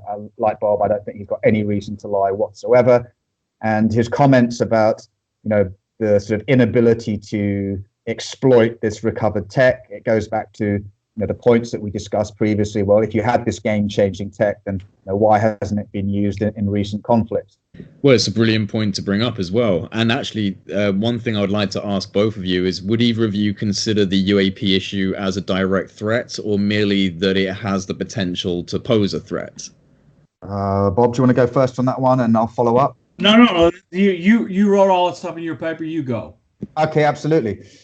I think that it depends the way that you look at it. Okay, so threat is capability plus intent. But to understand intent, you have to know, what is the intelligence behind, the phenomenon. Yeah, what is the intelligence that is controlling these craft or piloting these craft? And if you don't understand that, then you can't understand whether it's a threat or not. And if you look, like for example, people call themselves experiencers because they've had positive experiences with phenomena. Other people call themselves abductees because they've had negative experiences with the phenomena. So with the huge variety of craft and occupants of craft seen, that would lead me to kind of conclude that there must be different intelligences out there, different intelligences with different agendas. So therefore, some maybe have malign intent and therefore pose a threat. Others don't have malign intent and therefore don't present a threat. But certainly with the technology that they have, they could pose a threat if they wanted to pose a threat, as Chris Mellon has said, as Elizondo has said, as Dr. Eric Davis has said. So you have to assume a worst case scenario if you're a military person and you're defending your country and you're defending your airspace and your sea space.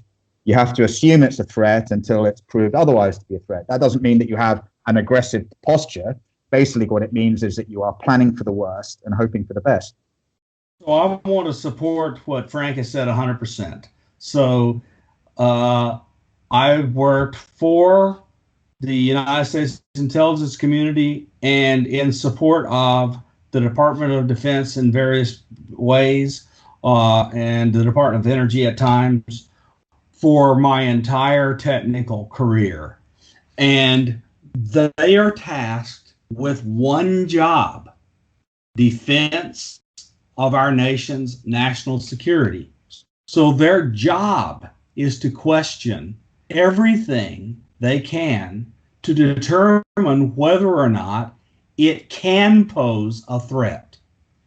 And everything the phenomenon is accused of having done says to the intelligence community and the DoD, this poses a potential threat.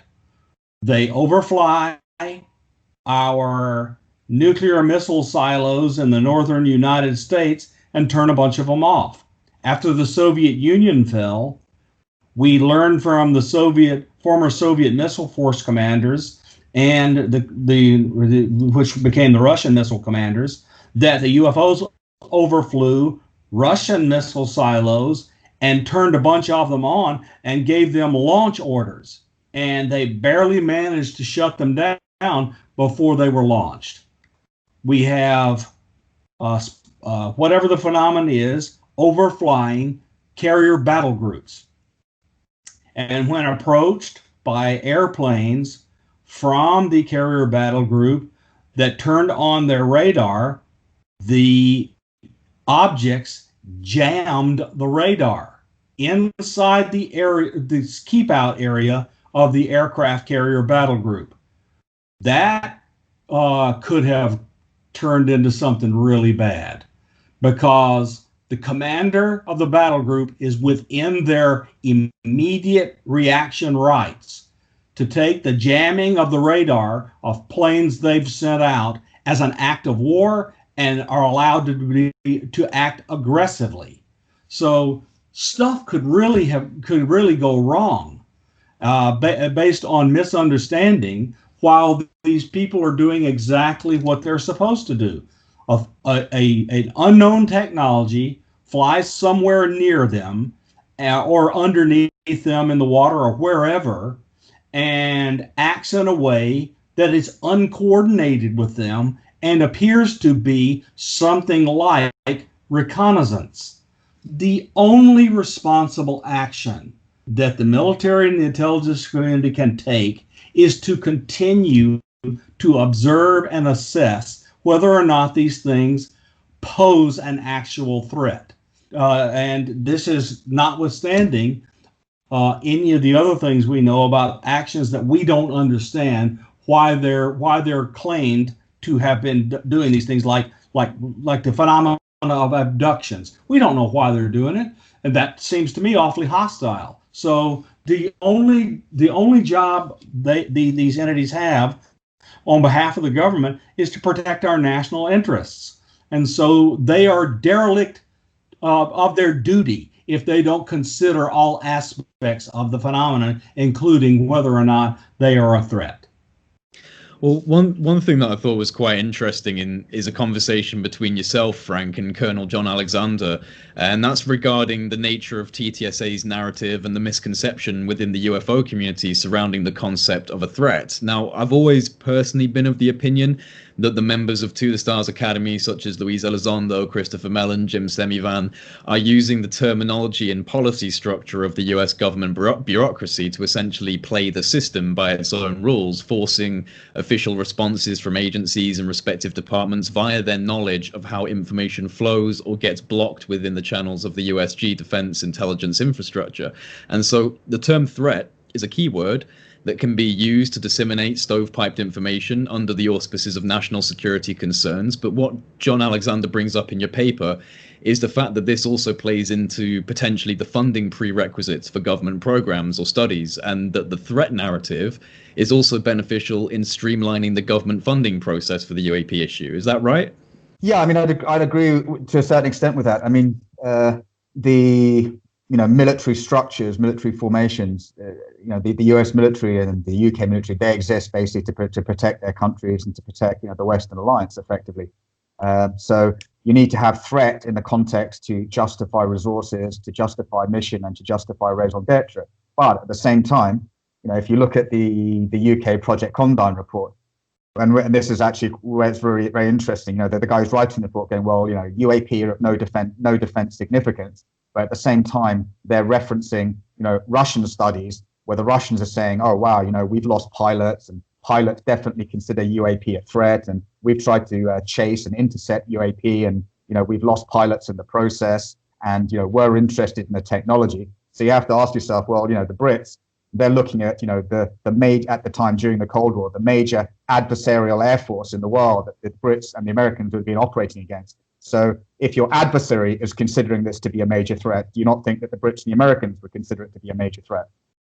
And also, if you look at the comments that Dr. Davis made about Colares in Brazil, people being killed, people being hit by rays, that's not demonstrating benign intent. That would be interpreted as being hostile intent, especially if you were the family of somebody who'd been lost.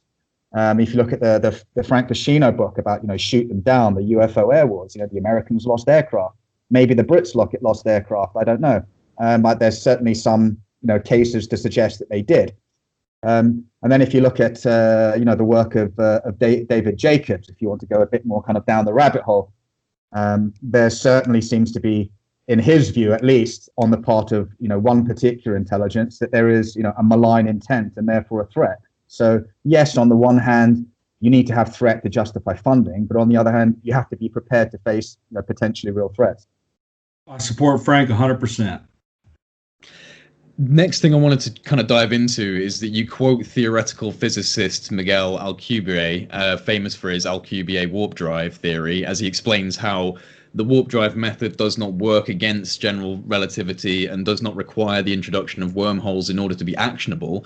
And you are also, Bob, regarding the propulsion or power method that's potentially involved with UAPs, Bob, you said the following is and this is actually something that you said beforehand, but I'm going to quote you anyway from the paper. The following is a rough analogy. Your spacecraft is a surfboard. You have a machine that generates waves that travel very fast through the water.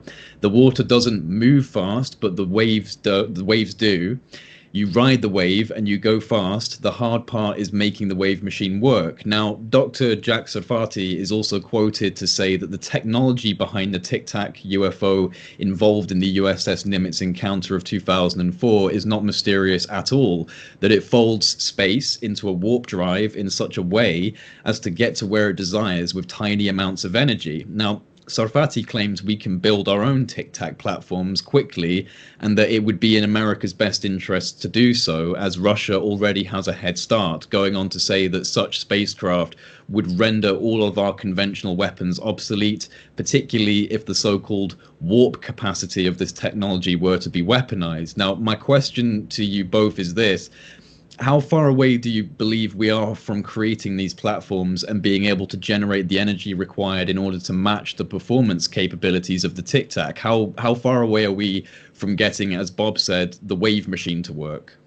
So I don't understand all of the underlying claims, the actual the basis for the claims in Sarfati's papers. That means that I have to do a lot of work to get there, and I have other things I'm trying to do. So I haven't been able to get there and interact with him, and I just have not had the chance to interact with Jack Sarfati on this. Eric Davis has, and I respect Eric Davis, and I don't think Eric and others that have read Jack's papers agree that, if you'll pardon a euphemism, there's any there.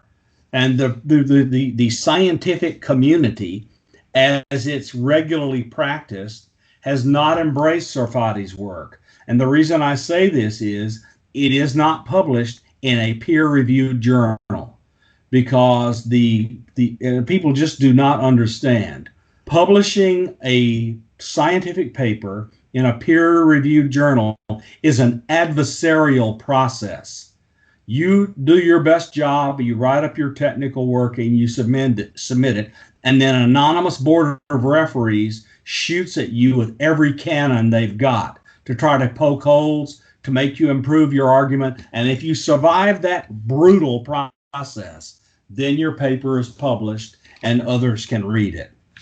And so that's how science works. Jack has not done that. He has not taken his paper and submitted it for peer reviewed and interacted with people. And Frank knows, as I do, and others that were on that email, Jack treats challenges to his statements as personal offense. And so it's hard to interact with Jack to try to understand what he's doing. And I wish that he would just calm down, talk to people, and let us figure out what it is he's trying to tell us. Because the problem with the Alcubierre drive, in the way Miguel and others, including this brilliant Masters of Science student at the University of Alabama at Huntsville, have shown us, is you need unattainable negative energy and negative mass to make it work. And so until all of that is resolved, we're not going to build it. Because right now, I can't say, okay, that equation lets me sit down and figure out how to do an engineering project and build something that will do it. So I can't do it because it does not yet make sense. And until we're there, nothing will happen. I defer to Bob's far superior sort of scientific intellect and knowledge on that. I'm not a scientist. I'm not a physicist. I mean, it was tough for me getting through trigonometry to pass my maths exam. I can only go on, in terms of how quickly the technology can develop. I can only go on what I've been told by people who are way smarter than me. To me, there seems to be there's a kind of disconnect between what Dr. Jack says. He says that we can build our own tic tacs quickly, and it would be in America's interest to do so. Russia's had a head start. That's what he says. I quoted him in the paper. Eric Davis, he's more about, we're extrapolating these technologies for the 38 Defense Intelligence reference documents to the year 2050 to see if our physics and engineering and industrial base to support that will enable us to produce tic-tac tech, and whether we'll be able to be there and to produce craft with these characteristics. So that to me seems to be a much more sort of into the future extrapolation of possibly where the United States might be able to reproduce this technology. That's just my take. Well, Jack and his colleague Maurice Passman have also collaborated on what they believe is the Tic-Tacs UAP's highly advanced conscious AI. And here are a few of the bullet points included in your paper from Jack and Maurice on this topic. So the first one is that Jack Safati predicts the Tic-Tac is a conscious AI machine. And there are some big words in this one coming up, so maybe you guys can help me out if you know them. The metamaterial fuselage will be found to have a nanoscale quantum dot artificial neural net that is as conscious as we are, if not more so, when externally resonantly pumped into the Froelich macro quantum laser-like phase of active living matter. So he says the quantum dot network emulates our own subneural microtubule network. And the same Froelich resonant pumping is essential for the stealth, cloak, low energy, and non-faster than light warp drive. And he ends by saying it's a very efficient technology. So I know that you guys have already repeated the fact that you're not 100% sure of some of the things that Jack is saying, because obviously there's just a difference in being able to understand his equations. But can I get you guys to weigh in on these statements or predictions? Do you agree with what Jack is saying in relation to the Tic-Tac and a conscious AI? I would say, from what I've heard, listening to Dr. Jack, and from that whole episode of the Nimitz where the Tic-Tac appears at the cap point, kind of like inexplicably, and so rapidly. There's even I think the Scientific Coalition for Ufology, or the other paper, they actually did a calculation of the probability of how fast it would have been able to get there, right, to the cap point. So there's obviously something going on there. But again, not being a scientist, it's hard for me to kind of dissect. And I just say, I mean, people who, some people on Twitter have said, why have you got Jack Safati? It's like unsubstantiated ideas, not peer reviewed, whatever. Obviously, Eric Davis has got more access to, the research and the technology that, that the US government may or may not have in its possession. He says they do. But even he says, well, we haven't been able to figure it out yet. So I can only go on, what smarter people have said. But I think, yes, there is a kind of like a consciousness aspect to it. So let me say that the statements that are quoted on page 33 of the Advanced Conscious AI in Frank's paper, I agree with that 100%. So the fact that Fravor and his wing person and their two Wizzos were told to go back to their combat assembly point, their cap point, and before they ever got their vector pointed in the right direction, the Tic-Tac moved and stood perfectly at the point, and were warned of that by the radar operators on the USS Princeton, and I've talked to several of them, and all of them agree that happened. That is intelligent control. In other words, the entities were able to interact with our encrypted communication systems, or through side channel information, figure out what was being said, and then move to show off for us. That is an active intelligence. It's a goal-seeking behavior. And the goal-seeking behavior, to me, is showing off and saying, see, I can do more than you think I can. Okay, that's number one. I want to point out that Sarfati and Passman talk about quantum dot network able to do artificial intelligence by building a neural network. This to me is not impossible. I don't know the actual technical methods for gluing this together, but I believe that we are moving forward toward building a quantum computing technology, and machine learning and artificial intelligence are going to be the major reasons for moving AI forward into quantum computing. The things I want to point out are massive developments in the field of consciousness. Hoffman has, with his peers out in California, proved that mathematically speaking, using game theory, and game theory is really well run on quantum computers, by the way, using game theoretic arguments, that any species that actually perceives reality directly with its own biological sensors will fail. And that we do not perceive reality, and the successful organisms that move forward, their sensors are processed by their little computers in their brains in order to maximize their winning the game of life, not perceiving reality. So that's just an unbelievably major achievement. And it's so startling that I don't believe the kind of philosophical physics and neuroscience world has taken Hoffman's arguments up yet and digested them. That's number one. Number two, in my spiel, is John Joe McFadden of the University of Surrey in Guildford has proposed the see-me fill theory, which is a consciousness electromagnetic information field theory.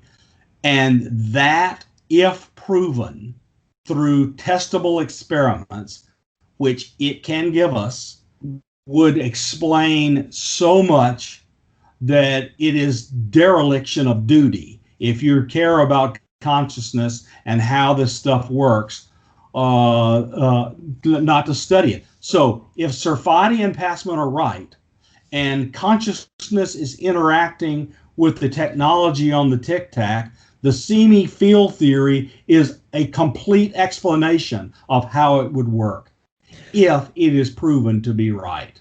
Well, it's an interesting point you bring up, because, I mean, if you think about the applications of an AI machine intelligence, obviously, when you're talking about traveling the expanses of space, if they were doing that, they aren't going to be damaged by the vacuum, and obviously life expectancy is, if not infinite, at least extremely, extremely long. And what I'm wondering is, if the universe is teeming with life, which I'm pretty sure it is, do you think that the most successful forms of intelligent life out there are actually AI machines?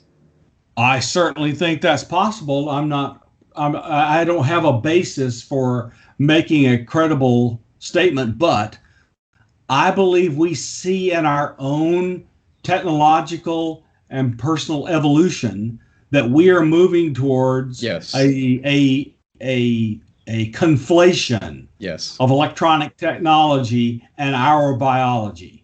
So the other thing is, I believe that if it were possible for faster than light communications to be attained, that a biological entity would be a fool to take the risk of traveling all the way to Earth if they could have an avatar and it be connected to their consciousness in a way that they were like in augmented reality, wherever they are, looking through this cybernetic organism as it's on the Earth. And So again, there is a scientific paper, which I do not believe has gone through peer review, but is available, that says how the faster than light communications might be done. So there's a paper on the Cornell University archive.org called Quantum Ansible, Telegraphed by Cloning a Known Pure State.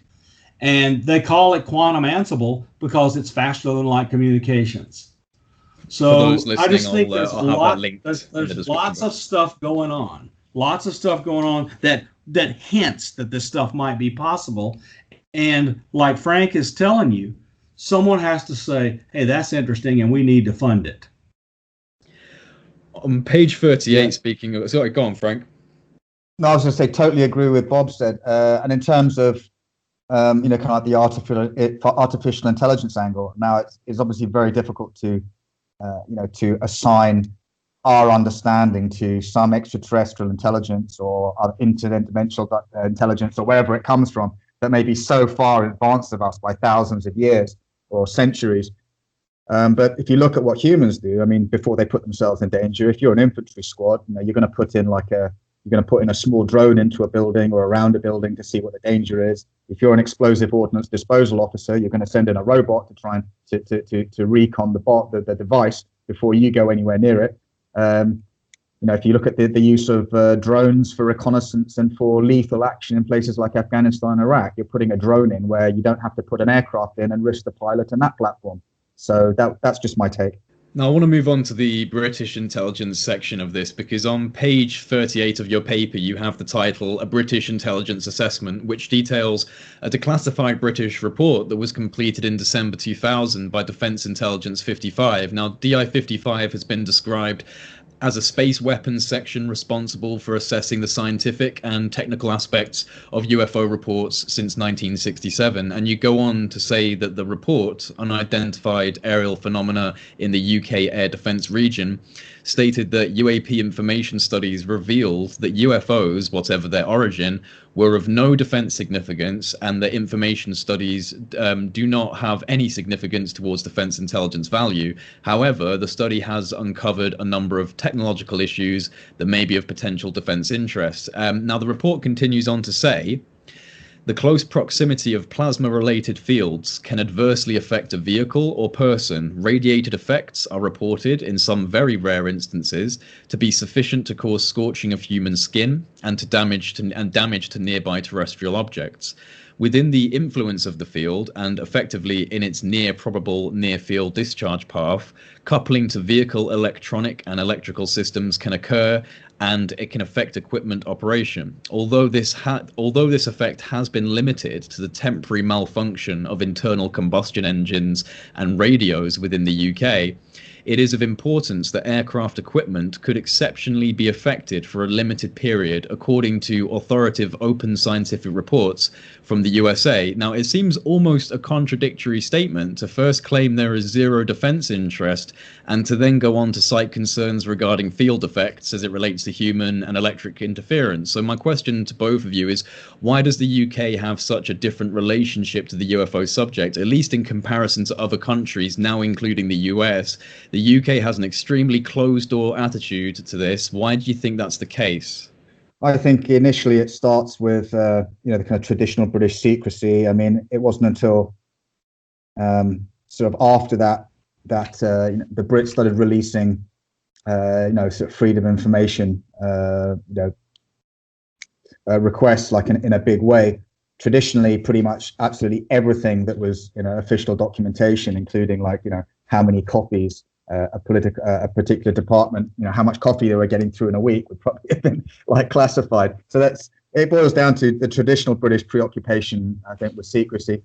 I think one of the papers that I referenced with regard to this report, there was a very good article written. It was, I think, a 15-page article written about Condign. And although the author of Condign, as I understand it, came from an RAF, a Royal Air Force flying and technical background, I don't think he had access to all the classified RAF reports when he was actually writing this paper. So I think there's a number of flaws in the paper. I want to support Frank strongly in what he's hinting at and maybe give it a little more emphasis. The English-speaking countries of the world, called the Five Eyes by all of them that work together to do intelligence, are kind of divided into two different groups. One of these groups has an Official Secrets Act, and that's inspired by the others being a member of the British Commonwealth. And the Official Secrets Act is onerous. It really is. I mean, you cross it, you can be snatched up and thrown into prison without a trial. And it's just very, very difficult to leak out secrets or talk about things until official policy allows it. The United States could not be more different. We have national security laws, but we don't have an Official Secrets Act, and we have the Bill of Rights, including freedom of speech, freedom of the press, and Danny Sheehan, who is a well-known lawyer to all the people in the UFO community, is better known amongst the national security and defense people in the United States as that lawyer that broke open the Pentagon papers and got got all of that defended. So that is now went all the way to the Supreme Court. And so Danny Sheehan made his name, and now he's big into UFOs and Jesuit universities and so forth. But he is well known for utterly destroying the ability of the United States to have an enforceable Official Secrets Act, even though we didn't have one. Richard Nixon tried to impose one and was foiled. And so the Pentagon Papers became known through publication by NBC, New York Times, Washington Post, and others because of the acts of Danny Sheehan. So that action in the past and our laws make us dramatically different from the British Commonwealth, where they have Official Secrets Acts and don't have necessarily a Bill of Rights. What they have is common law that's been maintained since the Magna Carta. Okay, and of course it's set on precedent and so forth and so on, but it couldn't be more different structurally. And so it's just hard to keep the kind of secrets that, say, the UK keeps inside the United States. Because if Frank comes out and tells the stuff he knows, he can be in jail in an hour. Do either of you feel that the UAP data is shared securely to Five Eyes Alliance domains, like such as the UK, New Zealand, Australia, from the US via Five Eyes signals, intelligence channels, or anything like that? We saw recent reports, including in the Tim McMillan article, that is the case. Well, it's an indication within the Tim McMillan article, but not a definitive, because it's based mainly on the IWS software potentially being a back route into NSA net, and there's more of a speculation as to whether IWS, I think it's called Information Workspace, is actually still applicable to NSA net. But I think that was the connection being drawn via Tim's article in regards to Five Eyes data sharing. Okay, so I will not be commenting on NSA net. Yeah, no, I'm not fully back Bob on that. I think if you sort of wanted to extrapolate this logically, for example, if you're looking, say, just the NATO alliance, anything that's considered an air threat, if some radar in Spain notices something anomalous and they think that it's a threat, some guy sitting in Northwood in the UK or some American general sitting in a base in Germany or back in the States, everybody's going to have access to that radar picture. I think you can assume that. And I'm not saying anything classified there. They have an integrated air defense network, NATO, and everybody knows that. Yeah. Now, you go on in your paper to cover the Soviet involvement with the UFO issue, citing how the Soviet Union and Russian Federation had their own experiences with UFOs, and a situation that was most startling for the Soviets, according to researcher Robert Hastings, who's an expert on the relationship between UFOs and nukes, was the Yelarokovich Incident, in which a disc-shaped UFO apparently hovered over a nuclear missile base for an extended period of time. At one point during the encounter, a number of nuclear missiles missiles suddenly activated without authorization from Moscow or any action being taken by the missile launch officers, and they were preparing to launch. Had they done so, as you say in your paper, World War III would have been very likely, and but luckily after 15 seconds the anomalous activation ceased and the missiles returned to standby status, and a subsequent investigation by the Soviet government discovered that no equipment malfunctions would have explained that event. Now, for me personally, when it comes to the interactions with UFOs and nukes, especially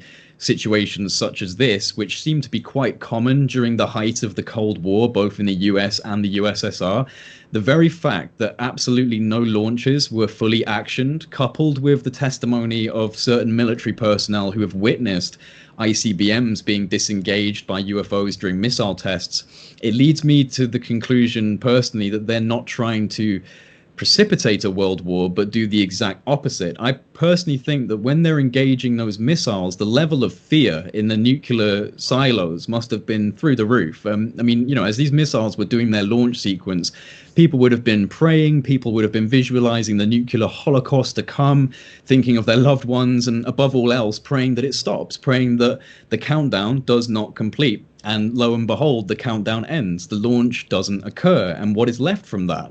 Kind of the most overwhelming sense of relief, you know, the aversion of nuclear fallout. Everyone is so relieved.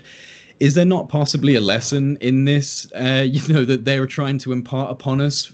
I mean, could it not be that they are trying to prove a point? The point being, see, you don't really want to use these things. You think it helps, but actually you're gonna cause so much more damage. And look how relieved you were when it didn't happen. I mean, I would like to get both of your thoughts on this, but this has always been the way I viewed these nuclear incursions, especially the ones that resulted in a false launch scenario. It seems more of a lesson than just messing with us. Well, I would have to say there's two ways of looking at it. Well, from my perspective, the way that you've looked at it, like, you know, they're trying to teach us a lesson. No, you really don't want to go to nuclear war, you know, and we'd like to sort of like push you in the direction of not going to nuclear war and destroying your planet and destroying yourselves.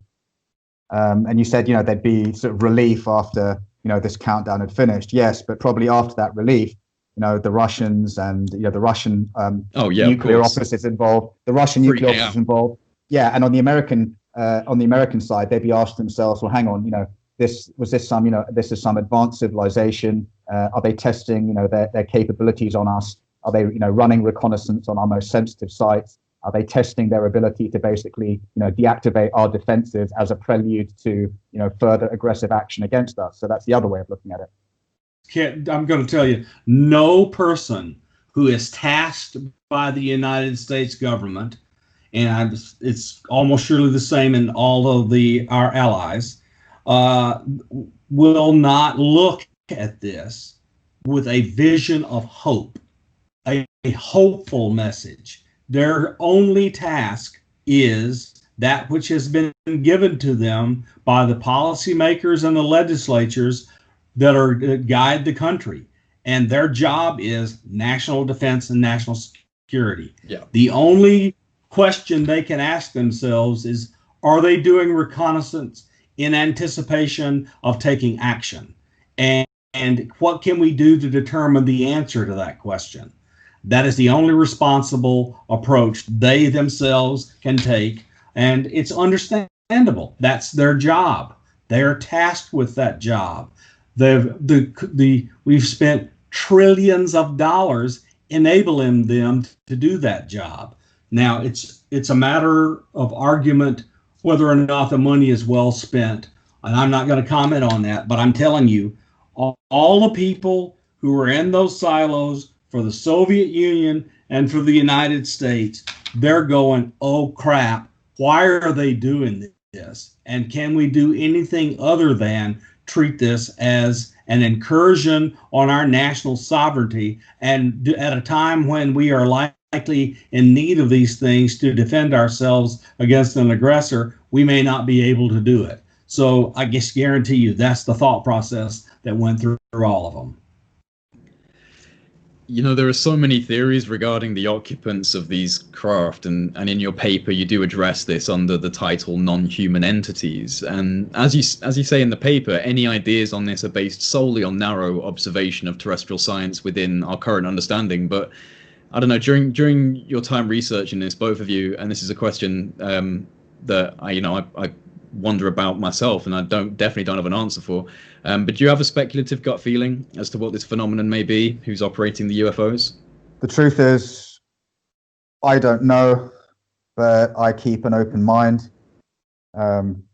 If I had to sort of punt, my gut feeling would be there are, physical, biological entities, possibly trans-dimensional, interdimensional entities. There may be entities that exist just, as pure energy. There may be entities that are, based on a completely different kind of chemical structure to us. The truth is, I don't know. Are they from the future?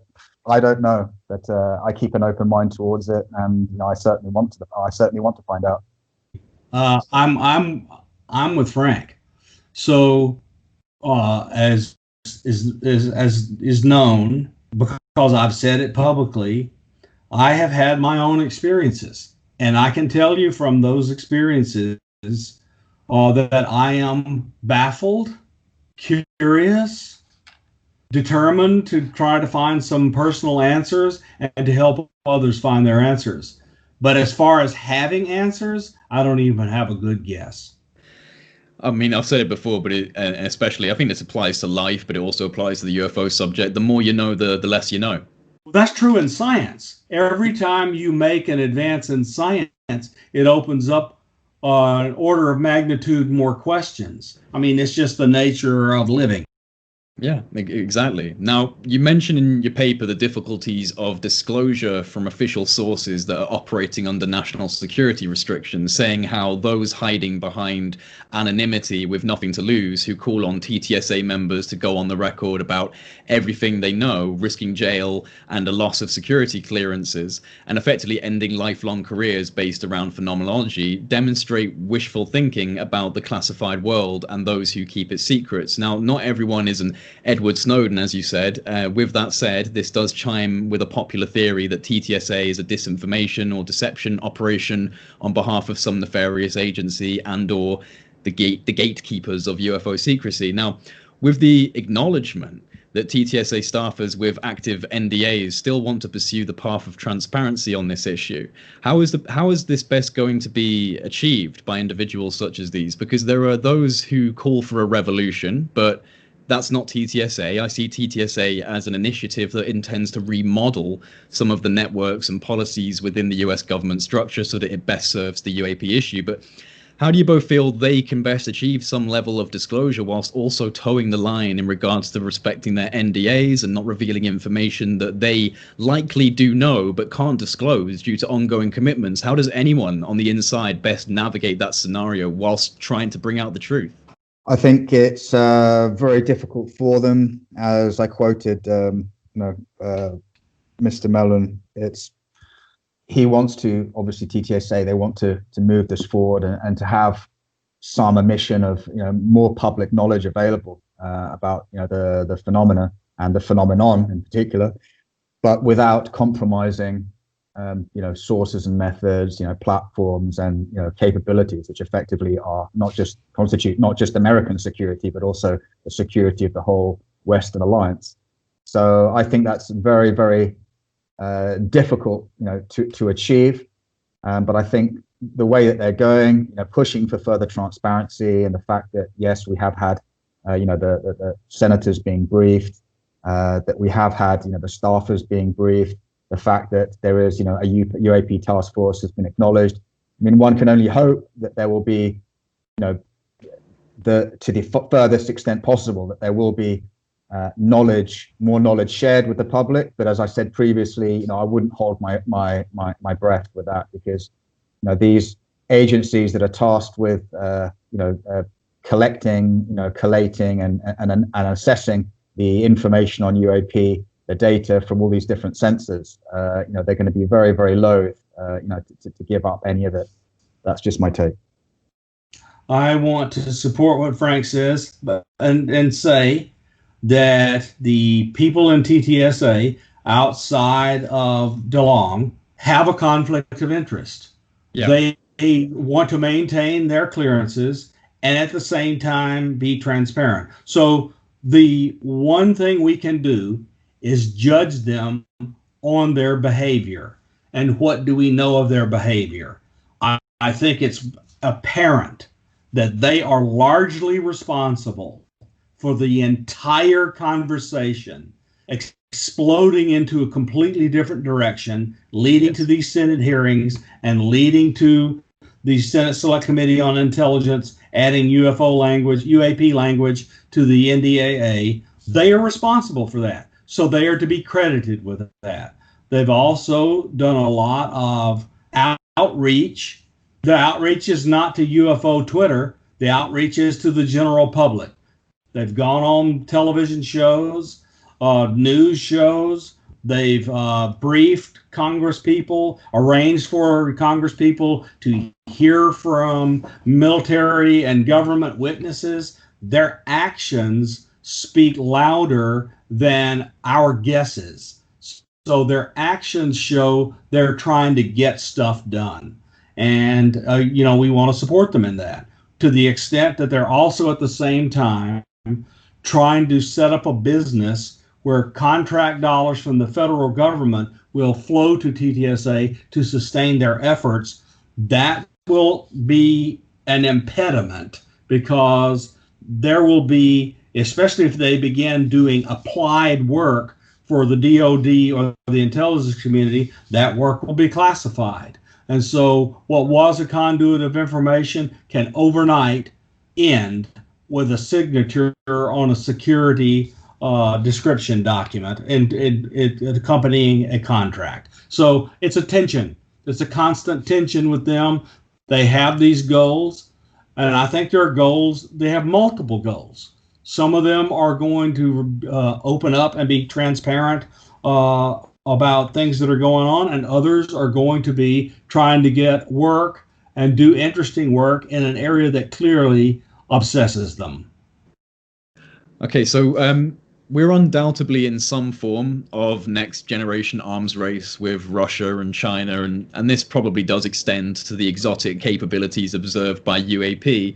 As you mentioned in your paper, there are serious concerns regarding China's technological and militaristic goals for the next few decades, which, as you also say, makes the 38 defense intelligence reference documents that extrapolate engineering and physics to 2050, the ones that we've heard about from ATIP, it makes them seem a lot more sensible when you correlate this to concerns about China's ambitions. So I'll put this to both of you. Could the concerns of technological and militaristic supremacy between the US, Russia, and China end up being the catalyst for the development of technology and platforms that match the capabilities of the Tic Tac? I say yes. I'd say yes as well, especially if you look at, the DIRDs, to me, the sort of the defense intelligence reference documents, to me, that demonstrates intent to reach that. If you look at, China with their, their development, whether it's hypersonic missiles, whether it's quantum technology, their desire to completely supplant, the Americans and the Western alliance system in economic terms, in military terms, and to basically become, the preeminent state, the preeminent global power themselves. I think it very much makes sense. I think the important thing to bear in mind was the point that's been repeatedly made to me by, Colonel Alexander, which is, there's lots of things that you want to fund, but you run out of money a long time before you can fund them all. Right. So that's the big problem. But and I think, problem with, especially with the Americans is, because they've been involved in, wars in Iraq and Afghanistan for so long, and now they've got to deal with, they've allowed certain aspects of their capabilities to kind of decline relative to near-peer adversaries like Russia and China, and Russia and China have taken advantage of this. So there's going to be a competition between, trying to, fund a huge Manhattan-style project to develop Tic Tac tech, and this is just my humble opinion. There's going to be a huge there's going to be a trade-off between that and continuing to maintain sort of more traditional capabilities. I don't know. What do you think about that, Bob? I completely agree. But look, the United States is willing to do deficit spending, and because we have for decades, and we are going into a period where our deficit spending is going to get even worse, dealing with COVID, the downturn in the economy, the utter contempt and neglect for bipartisan work so that we can rebuild our infrastructure, and the constant need to maintain our military, whether people like it or not. We do have adversaries, and they test us constantly. I still do not understand why the U.S. military and the intelligence community does not make public some modicum of the times our adversaries test us to see whether or not we're awake. And that constant probing says to us we need our military because they're trying to find a weakness. Okay, so given all of that, everyone is going to look at any new entity coming forward and trying to grab a pot of money, no matter how laudable or lofty the goals. They're going to view them as competition, and it's going to turn into a bureaucratic fight. I'm just telling you, that's the way government works. Now, you finish this paper off with the title UFOs and Demons, highlighting the concern regarding internal beliefs within the US government, Department of Defense, and other agencies regarding the origin of UFOs and the occupants within, because there have been statements provided by people such as Luis Elizondo that highlight the fact that high-ranking officials within the Department of Defense are refusing to look into the UAP issue due to their own religious beliefs, attributing UAPs and their occupants to a demonic or satanic presence, and one that not only does not merit scientific investigation, but should quite literally be ignored completely as the work of the devil. Now, former Deputy Assistant Secretary of Defense for Intelligence Christopher Mellon was quoted in your paper to say, "It would be tragic and ironic if we found out that some of these things were Russian or Chinese and we hadn't been investigating because someone thought they were demons." That's just not an appropriate mindset in this context. And then Colonel Alexander also told you, "I would hope that additional information being released about sightings from USG organizations understand that there are legitimate security concerns regarding the operational parameters of the sensor systems or the platforms. Unfortunately, I suspect a lot has to do with embarrassment as not being able to explain the observations. That is further complicated by, of course, religious opinions.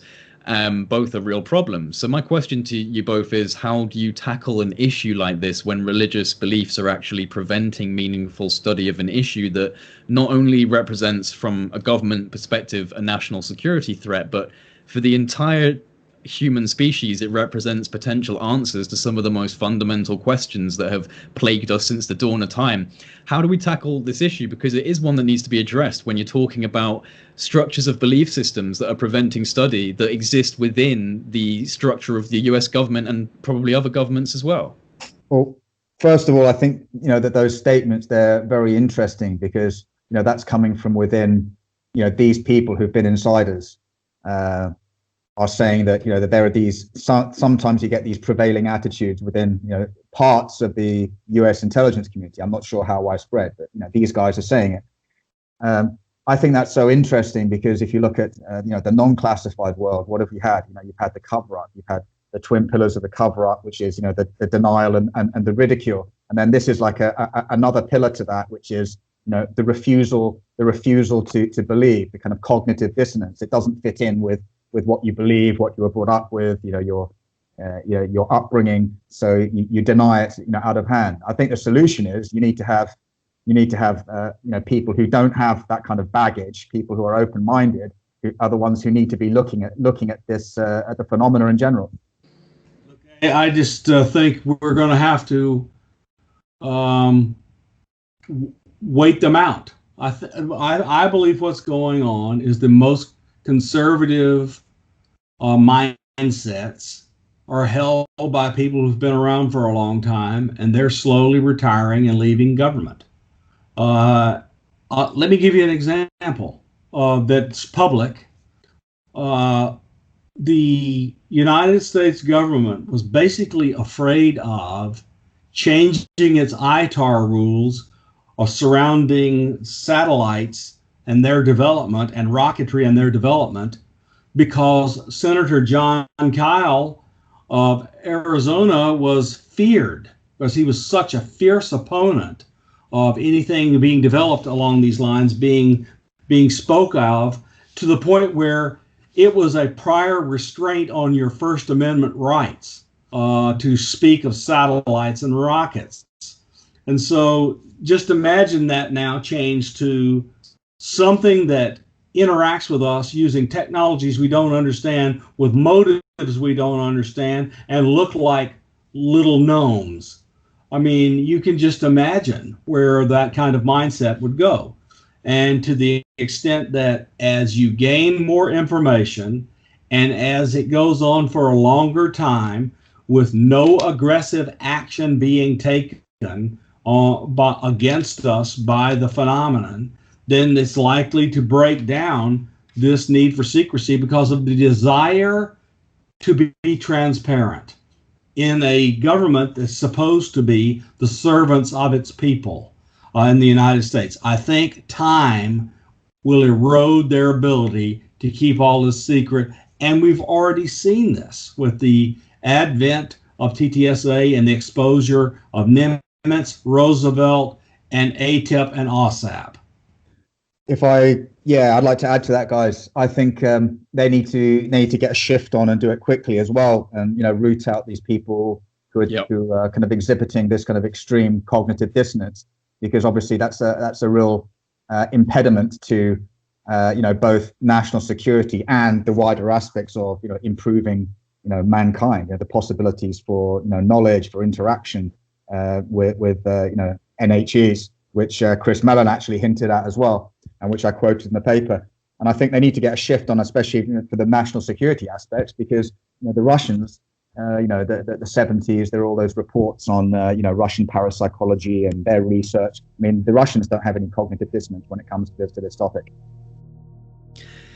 Gentlemen, it has been an absolute pleasure having this conversation, and I just want to thank both of you for being here. And Frank, I want to once again congratulate you for putting this absolutely extraordinary paper together, which can be viewed on the Basis Center website. A link for everyone listening will be in the description box below, and I would highly encourage everyone to go ahead and read this paper in its entirety, as it's an extremely worthwhile read. In fact, it received praise from Christopher Mellon, who said on Twitter, and I quote, "Franc Milburn of the Begin-Sadat Center for Strategic Studies recently published this extraordinarily insightful assessment of the USG's new UAP investigation. He's done a thorough job reviewing the open source literature and is asking the right questions." So thank you again. And is there anything either of you want to say before we wrap this up?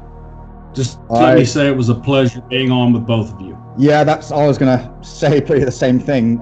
Bob, thank you very much. Jay, thank you very much as well. It's been a really fascinating conversation for me, and a fascinating time, being on and speaking with both of you.